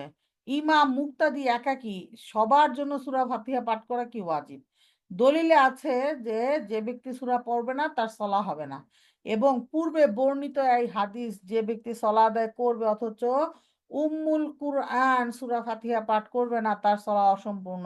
নবী সাল্লাল্লাহু আলাইহি সাল্লাম এই কথাটা ৩ বার বলেছেন। মুসলিম এটি জমহুর উলামা তথা ইমাম মালিক, শাফিঈ এবং আহমদ বিন হাম্বলের মতো শায়খ বিন বাজ মত আর কি, হাম্বলের মত এটা। শায়খ বিন বাজ, ইবনে উসাইমিনও এই মত পোষণ করেছেন। উঁচু আওয়াজ হোক কিংবা নিচু আওয়াজ হোক, সর্বাবস্থায় মুক্তাদির জন্য সূরা ফাতিহা পড়া ওয়াজিব নয়, বরং মুক্তাদি নীরব থাকবে, কিছু পড়বে না। মানে আহ ইয়া মুক্তাদি মানে কি? মুক্তাদি মানে হচ্ছে যারা না ইমামের পিছনে নামাজ পড়ে, হ্যাঁ। তারপরে বলছে ইমাম আবু হানিফা, যে ইমাম আবু হানি কোথায় গেল? হ্যাঁ, ইমাম আবু হানিফার এই মত পোষণ করেছেন। দলিল এই হাদিস, কি হাদিস? যার ইমাম রয়েছে সেই ইমামের কিরাতি তার ইমামের কিরাতি তার কিরাত হিসেবে যথেষ্ট। এই হাদিস সূত্রটা হচ্ছে দইফ, মানে হচ্ছে আপনি কোথায়? আপনি ডাক দাও।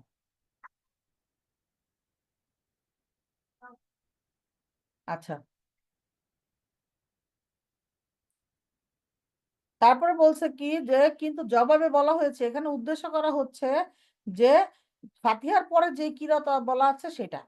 সুতরাং সূরা ফাতিহার পর ইমাম যে কিরাত পড়বেন সেটাই মুক্তাদের জন্য যথেষ্ট। তাছাড়া নিচু আওয়াজে কিরাতের সময় সাহাবীরা কি করতেন? সূরা ফাতিহা পড়তেন। তাইলে আমরা জুহর আসরের সলাতের প্রথম ২ রাকাতে ইমামের পিছনে সূরা ফাতিহা অন্য একটি সূরা পাঠ করতাম এবং পরবর্তী ২ রাকাতে সূরা ফাতিহা পাঠ করতাম শুধু। তারপরে বলছে কি নিচু আওয়াজ বিশিষ্ট সলাতে সূরা ফাতিহা পড়া মুক্তাদির উপর ওয়াজিব। উঁচু আওয়াজ বিশিষ্ট সূরা সলাতে নয়। ইমাম ইবনে তাইমিয়া, আলবানী, সালেহ ফাউজান প্রমুখ এই মত পোষণ করেছেন। দলিল কি? ইমামকে তো নির্ধারণ করা হয়েছে তার অনুসরণ করার জন্য। যখন যখন তিনি তাকবীর দিবেন তখন তোমরাও তাকবীর দিবে, যখন কিরাত পড়বেন তোমরা চুপ থাকবে। তিনি সামি আল্লাহু লিমান হামিদাহ বলবে, তোমরা বলবে রব্বানা ওয়ালাকাল হামদ। অনেকে ওয়ালাকাল হামদ বলে, অনেকে বলছে যে লাকাল হামদ বলে। এগুলা নিয়ে যুদ্ধ করার মতো কোনো কিছু ঘটে নাই।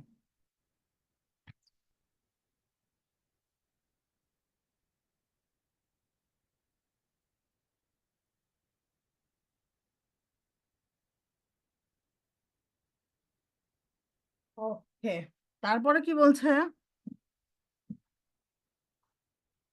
ফাতিহা শেষে আমিন বলা। অতঃপর নবী সাল্লাল্লাহু আলাইহি সাল্লাম যখন ফাতিহা পাঠ শেষ করতেন তখন প্রকাশ্যে ও দীর্ঘ স্বরে আমিন বলতেন।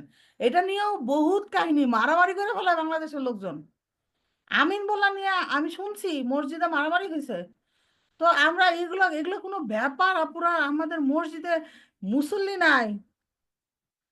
আমি জানি না আপু, আপনারা একটু কষ্ট করে একটু ওই আল হারামাইন একটু কোশ্চেন করে নেন, আমাদের দেখেন লিঙ্ক দিয়ে দিছি, তো একটু কোশ্চেন করে নেন, ওদের অ্যাডমিনকেও জিজ্ঞেস করে নেন। ওরা দিয়ে দিই, ওরা খুবই ওপেন মাইন্ডেড, আমি দেখছি তো, আমি যখন কোর্স করছি তখন খুবই ওপেন মাইন্ডেড ছিল আর কি, যে এগুলা নিয়ে খুব একটা ক্যাচাল করে নাই। তো ব্যাপারটা হচ্ছে যে এই আমিন বলা নিয়ে মারামারি লেগে যায়। 8 রাকাত নাকি 20 রাকাত তারাবি, এটা নিয়ে মারামারি লেগে যায়। আরে মারামারি করতে হলে যেগুলি নামাজ পড়ে না সেগুলিরে ধইরা মাইরা মাইরা নামাজ আনো।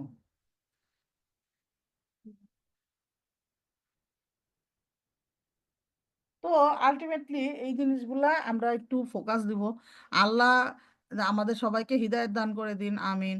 ব্যাপারটা হয়েছে যে আমরা ফোকাস যেটাতে করা দরকার সেটাতে করতে পারতেছি না, যেটাতে হচ্ছে যে আমাদের না ফোকাস করলেও চলবে সেটা নিয়ে অনেক কাপঝাপ হয় আর কি। সূরা, আচ্ছা, আমিন বলা, আচ্ছা।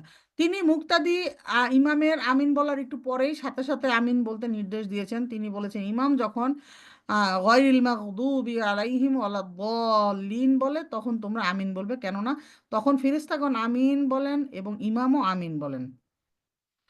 অপর বর্ণনা, ইমাম যখন আমিন বলেন তখন তোমরা আমিন বলবে, কেননা তার আমিন ফেরেশতাদের আমিনের সাথে মিলে, যার যার আমিন ফেরেশতাদের আমিনের সাথে মিলে যাবে। অপর বর্ণনায় তোমাদের কেউ যখন সলাতে আমিন বলে এবং ফেরেশতাগণ আসমানে আমিন বলে, ফলে একজনেরটা অপরজনের সাথে যদি মিলে যায় তবে তার পূর্বকৃত সকল গুনাহ মাফ করে দেওয়া হবে। এটা কারো বানানো কথাবার্তা না, বুখারী হাদিস, মুসলিমের হাদিস, নাসাইর হাদিস, দারিমির হাদিস। হুম, সো এটা সহিহ। তিনি আরো বলেছেন ইয়াহুদিরা তোমাদের সালাম এবং ইমামের পিছনে আমিন বলার উপর যেরূপ বিদ্বেষ পোষণ করে অন্য কোনো বিষয়ে এমন বিদ্বেষ পোষণ করে না। কারণ কি? ডাইরেক্ট মানে জান্নাত, এই জন্য। ফাতিহার পর কিরাত। সূরা ফাতিহার পর যে কোনো একটি সূরা কোরআনের যে কোনো স্থান থেকে সহজ একটি অংশ পাঠ করবে, প্রথম 2 রাকাতের নামাজে এরূপ করবে। সূরা ফাতিহা প্রতিবার শুরু করার সময় এবং অন্য কোনো সূরা শুরু থেকে শুরু করলে বিসমিল্লাহ বলবে, আর হচ্ছে পুরোটা বলতে হবে। কিন্তু যদি সূরার মাঝখান থেকে পড়া হয় তাহলে বিসমিল্লাহ বলতে হবে না। এটা তো আমরা জানি, কারণ হচ্ছে আমরা তো রিসাইটে এসে আমরা তাজবিদে পড়ছি না যে বাসমালা বলার টাইমিংটা, বাসমালা হচ্ছে শুধুমাত্র সূরা শুরু থেকে শুরু করলে বলতে হয়। আর যদি মাঝখান থেকে হয় তাহলে শুধু ইস্তেজা বলে পড়া শুরু করলেই হয়। নবী সাল্লাল্লাহু আলাইহি সাল্লাম সূরা পাঠের পর অপর একটি সূরা পড়তেন, কখনো তিনি কিরাত দীর্ঘ করতেন, কখনো আবার কারণবশত সংক্ষিপ্ত করতেন, যেমন সফর, কাশি, রোগ কিংবা সলাতে উপস্থিত মহিলাদের শিশুর কান্নার কারণে। তিনি সাল্লাল্লাহু আলাইহি সাল্লাম বলতেন, আমি সলাতে প্রবেশকালে দীর্ঘ করার ইচ্ছা রাখি, অতঃপর শিশুর কান্না শুনে তা সংক্ষিপ্ত করে ফেলি, কেননা আমি তার প্রতি মায়ের গভীর উদ্বিগ্নতার কথা জানি। সুবহানাল্লাহ। এই বাচ্চাদের কান্নার কথা কি বলবো? যখন হারমে যায়, হারমে হচ্ছে মসজিদুল হারমের কথা বলতেছি, মক্কায়, যে মানুষজন কি করে বাচ্চা নিয়ে যায়, বুঝছেন, ছোট ছোট বাচ্চা নিয়ে যায়। বাচ্চাগুলো পুরাটা সময় চুপ থাকে, যেই মুহূর্তে যে নামাজটা শুরু হইলো, যে মানে তাকবীরে তাহরিমা দিল, আল্লাহু আকবার, সাথে সাথে পিচ্চির কান্না শুরু হইলো। আ প্রতিদিন একটা না একটা কানবেই। তো আমার যেটা মনে হয় যে এগুলা মানে আ মানে এগুলো একটা এক্সাম, আমাদের জন্য একটা পরীক্ষা, আমাদের ধৈর্যের পরীক্ষা। যে ওরা কন্টিনিউয়াসলি কাঁদতে থাকে, এত মায়া লাগতে থাকে, অস্থির লাগতে থাকে যে এত কাঁদতেছে কেন বাচ্চাটা। তো কোনোভাবেই থামে না এগুলা, এবং প্রতিদিন, এটা একদিনের কাহিনী না, আমি দেখছি যে বিশেষ করে মাগরিব আর ইশা এইগুলোতে মায়েরা ইউজুয়ালি আর কি বাচ্চাদেরকে নিয়ে নামাজে আসে। বাংলাদেশে তো ঢুকতেই দিবেন না মসজিদে বাচ্চা সহ। আবার মসজিদের নববীতে তো বাচ্চা সহ ঢুকতে দেয় না, হাইট মানে কতটুকু হাইটের নিচে জানি ঢুকতে দেয় না। তো ওগুলো বাচ্চা আবার বাইরে থাকে, ওগুলোর জন্য মসজিদের নববীতে নামাজ পড়াটা কম্পারেটিভলি ইজি, আপনার কোনো ডিস্ট্রাকশন হবে না। কিন্তু হারমে প্রতিদিন কোনো না কোনো বাচ্চা কাঁদবে, এবং কন্টিনিউসলি এরকম শব্দ করতে থাকে, বুঝছেন। তো আল্লাহ সহজ করে দিন আমাদের জন্য, আমাদের ধৈর্য বাড়ায় দিন, সেই বাচ্চাদেরকে আল্লাহ সুবহানাহু ওয়া তাআলা কবুল করে নিন দিনের দায়ী হিসেবে। আমিন আমিন। স্বাভাবিক। না, এটা ওইখানে না, খালি দেখেন আমরা পড়ালেখা শুরু করলে কি হয়, যখনই পড়াটা দেওয়া শুরু করি তখনই এসে পোলাপানে ডিস্টার্ব করা শুরু করে, তাই না? সবারই এটা হয়। তো আল্লাহ আমাদের সবার জন্য এই পরীক্ষাগুলো সহজ করে দিন, আমিন। কখনো তিনি এক সূরাকে ২ রাকাতে ভাগ করে পড়তেন, আবার কখনো ২ সূরাকে ১ সূরাকে ২য় রাকাতে পুনরাবৃত্তি করতেন। যেমন ফজরের নামাজে সূরা জিলজাল ২ রাকাতেই পড়েছেন। আবার কখনো একই রাকাতে ২ বা ততোধিক সূরা পাঠ করতেন। কেউ যদি ১ম রাকাতে শেষের একই রাকাতে ১ম এর শেষের দিক থেকে একটি সূরা পড়ে, যেমন সূরা ইখলাস পড়ল, পরে পূর্বের কোনো সূরা পড়ে যেমন সূরা কাফিরুন পড়ে, তাতেও কোনো অসুবিধা নেই। এগুলো সব এক্সপ্লেনেশন আছে, হ্যাঁ? আপনারা বইয়ের মধ্যে একটু দেখে নিয়েন। এটা অনেক বড় এক্সপ্লেনেশন, তো এইজন্য আমি আর আনি নাই। তারপরে বলছে এমনকি কেউ যদি সূরা ফাতিহা দ্বারা নামাজ আদায় করে, তার সাথে কোনো প্রকার সূরা বা আয়াত যোগ না করে, তারপরে বলছে তাতেও তার ফরজ সুন্নত যে কোনো নামাজ আদায় হয়ে যাবে। সূরা মিলানোর নিয়ম, এই নিয়ম হচ্ছে নামাজের ২ রাকাত, প্রথম নামাজ ২ রাকাতের বেলায়। কারণ আমরা ৪ রাকাত নামাজ আমরা জানি যে প্রথম বৈঠকের পরে আমাদের সূরা ফাতিহার পরে আর কোনো সূরা মিলানোর দরকার নেই। পরের রাকাতে শুধু সূরা ফাতিহা পড়বে। কিন্তু কখনো যদি পরের ২ রাকাতেও সূরা মিলায়, সেটাও জায়েজ। এমন না যে একেবারে নামাজ বাতিল হয়ে যাবে। আমরা সামনে দেখব যে নামাজ বাতিলকারী বিষয়, এগুলো আমরা দেখব সামনে ইনশাআল্লাহ, হ্যাঁ? তারপরে ফজরের নামাজে সুন্নাত কিরাত হলো তিলাওয়াতে মুফাসসাল, মানে দীর্ঘ সূরা পড়া, যেমন সূরা কফ থেকে সূরা বুরুজ পর্যন্ত। মাগরিবের নামাজে কিসার মুফাসসাল, মানে ছোট সূরা, সূরা জিলজাল থেকে শেষ পর্যন্ত। এবং অন্যান্য নামাজে আউসাতে মুফাসসাল, মানে মাঝারি সূরা, সূরা তারিক থেকে বাইয়িনা পর্যন্ত। এইভাবে পাঠ করা উত্তম, কিন্তু এ সকল নামাজে যে কোনো সূরা তিলাওয়া বা আয়াত থেকে পাঠ করা জায়েজ, কোনো অসুবিধা নেই। সূরা কফ থেকে নাস পর্যন্ত সূরাগুলোকে সূরা মুফাসসাল বলা হয়।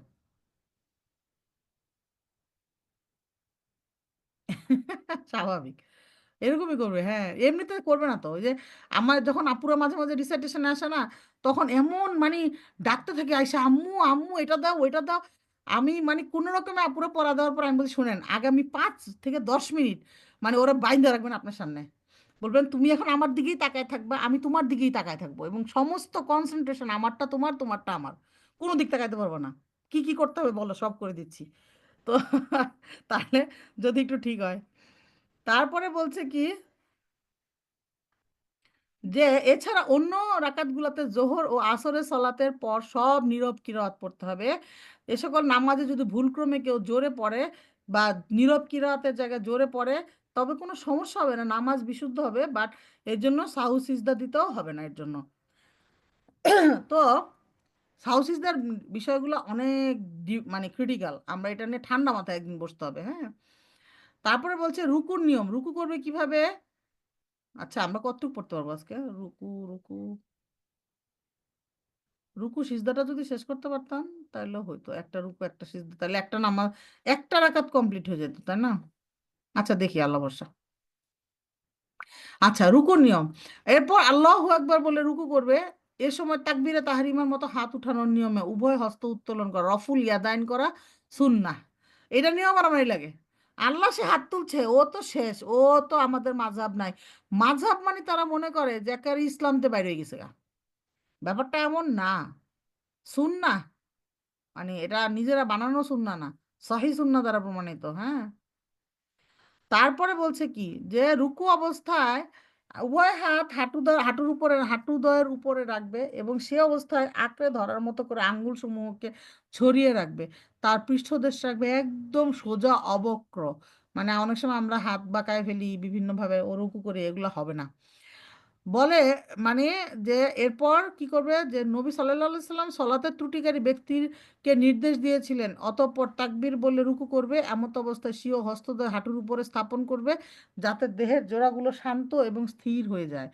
নবী সাল্লাল্লাহু আলাইহি ওয়াসাল্লাম রুকুতে স্বীয় হাঁটুদ্বয়ের উপর হস্তদ্বয় রাখতেন এবং এজন্য তিনি নির্দেশ দিতেন।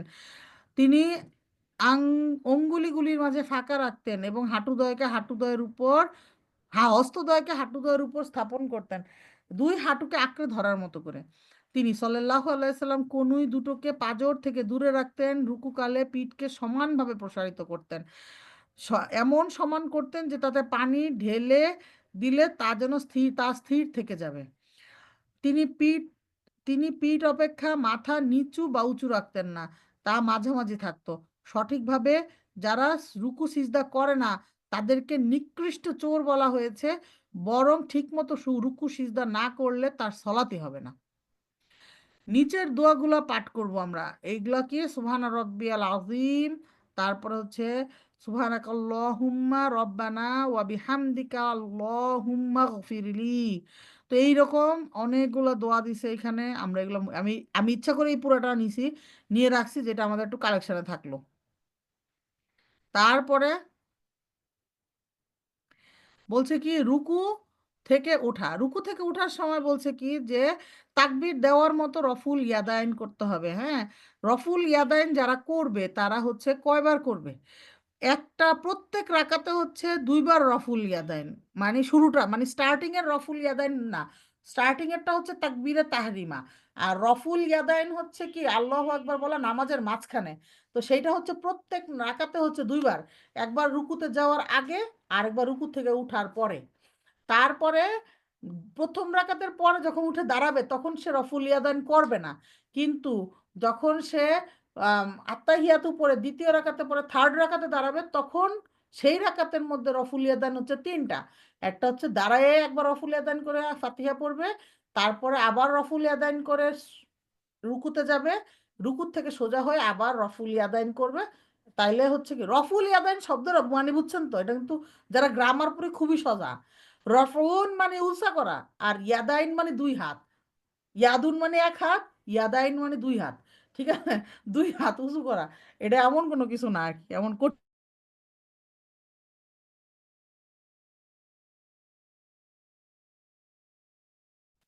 তো লেগেতে। এই তো আমাদের ইন্টারনেট অটো লেগে গেছে। ওকে, আমাকে শোনা যাচ্ছে তো না আপুরা? আমাদের এখানে ইলেকট্রিসিটি চলে গেছে। ওকে, না শোনা যাচ্ছে, ঠিক আছে। আচ্ছা, এরপরে বলছে কি উচ্চারণ কি সামি আল্লাহ হুলিমান হামিদা, এটা নিয়েও কতদিন বেজার লাগাইছে মানুষজন, কত যে কিচ্ছা কাহিনী করে, আমরা বাঙালিরা পারিও। অর্থ, যে ব্যক্তি আল্লাহর প্রশংসা করে আল্লাহ তা শুনে থাকেন। এই ইমাম এবং বা একাকী নামাজ আদায়কারী ব্যক্তি এরূপ বলবে, অতঃপর সবাই বলবে কি রব্বানা ওয়ালাকাল হামদ। তার মানে যখন আপনি জামাতে নামাজ পড়বেন সুবহান সামি আল্লাহ হুলিমান হামিদা বলবেন না আপনি, এটা ইমাম বলবে। আপনি কোনটা বলবেন? রব্বানা ওয়ালাকাল হামদ। আর যখন বাসায় একা একা পড়বেন তখন হচ্ছে সামি আল্লাহ হুলিমান হামিদা, এটাও বলবেন। রব্বানা ওয়ালাকাল হামদ, এটাও বলবেন। হ্যাঁ গুলো আল্লাহর রস্তে কেউ হা বললেন না প্লিজ। আমাদের মাখরাজ সিফাত ক্লাস চালু আছে, সেখানে ঢুকেন, ঢুকে শিখেন। হ্যাঁ আর হা আকাশ পাতাল ডিফারেন্স, ঠিক আছে? তারপরে বলছে কি যে আমরা না করি কি নিজেরা না যখন পড়ি, মনে করেন রিসাইটেশন কারেকশন ক্লাসে পড়ি বা দুয়ার ক্লাসে পড়ি, তখন সুন্দর করে পড়ি, সুন্দর করে শিখি, শিখে টিকে তারপরে গিয়ে নামাজের সময় দাঁড়ানোর পরে সেই ছোটবেলার নামাজ পড়ে ফেলাই। তাহলে কি হবে? হবে না। আমরা এগুলো কেন শিখতেছি? আমরা আল্লাহকে খুশি করার জন্য শিখতেছি, আমরা আল্লাহর সন্তুষ্টির জন্য শিখতেছি। তাহলে যখন আমি আল্লাহর সাথে কথা বলবো দিনে, আমি যদি তখন সেই ভাষা ব্যবহার না করি তাহলে লাভ আছে? এখন মনে করেন আপনি একটা বাংলা ল্যাঙ্গুয়েজ ক্লাসে ঢুকছেন, খুব সুন্দর সুন্দর করে যে নীলিমা ভ্রমণ শেষে পাখি নিরে ফিরে গেল, আপনি এটা মুখস্থ করেছেন, খুব সুন্দর আরবি, আরবি বলতেছি বাংলা। তারপরে আপনি মনে করেন যে মিটিং এর জন্য আপনি এটা মুখস্থ করেছেন বা এরকম ভালো বেঙ্গলি আপনি শিখছেন, শেখার পর আপনি সেখানে স্টেজে উঠলেন, উঠে বললেন যে ওই যে বলে না যে কাদার মধ্যে পের পের করে পা ঢুকে গেল, তাহলে কি হইলো? ল্যাঙ্গুয়েজটা এরকম হয়ে যাচ্ছে, তাই না? তো আলটিমেটলি আমাদের আমরা আরবিটা শিখতেছি সুন্দর করে আল্লাহর সঙ্গে কথা বলার জন্য। সেখানেই যদি গিয়ে আমি সেই আমার অশুদ্ধ আরবি বলি, তাহলে আমার শিখাটাই তো ব্যর্থ। সো আমরা সবাই চেষ্টা করব, অভ্যাসে আনবো। হ্যাঁ, যখনই নামাজে দাঁড়াবো, আমি কি হ্যাঁ ঠিক মতো বলতেছি কিনা, আমি কি জিম ঠিক মতো বলতেছি কিনা, আমি কি ইয়াকে ইয়া বলতেছি নাকি ইয়া বলতেছি ইয়া, এটা দেখতে হবে। হ্যাঁ, এগুলো সব আমাদের কি জন্য? নামাজটা সুন্দর করে পড়ার জন্য। পুরা বি কনসাস। আমাদের একটা রমাদন আসতেছে, রমাদন। ওহ, ক্যান ইউ ইমাজিন, মানে আমার যে কি খুশি লাগে, বলা যে উড়ে চলে যায় রমাদনে। তো রমাদান আসতেছে আর আমরা এখনো গাফিল হয়ে পড়ে থাকবো? নো, আমরা সবাই অবশ্যই অবশ্যই ভালো মতো নামাজ পড়বো, ভালো মতো রিসাইটেশন করব, ভালো মতো হচ্ছে নামাজের জিকির করব, নামাজের বাইরে জিকির করব। মানে আমি যেটা বলি সবসময়, জানি না ইংলিশটা হয়তো হয় না, যে this Ramadan in my life will never like before. আগের রমাদানগুলোর সাথে এই রমাদান কখনোই একরকম হবে না। ডেফিনেটলি আমি এটাকে আরো ভালো করার ট্রাই করব, আরো আল্লাহর পছন্দনীয় করার ট্রাই করব, ইনশাল্লাহ ইনশাল্লাহ। তো অবশ্যই আমরা সবাই সেই উদ্দেশ্যেই কাজ করতেছি। আল্লাহ সুবহানাহু ওয়া তাআলা আমাদের সবার জন্য সহজ করে দিন। আল্লাহ সুবহানাহু ওয়া তাআলা কবুল করে নিন আমাদের সবার চেষ্টাগুলা। আল্লাহ সুবহানাহু ওয়া তাআলা আমাদের সবার উপর রাজি খুশি হয়ে যান। আমিন আমিন।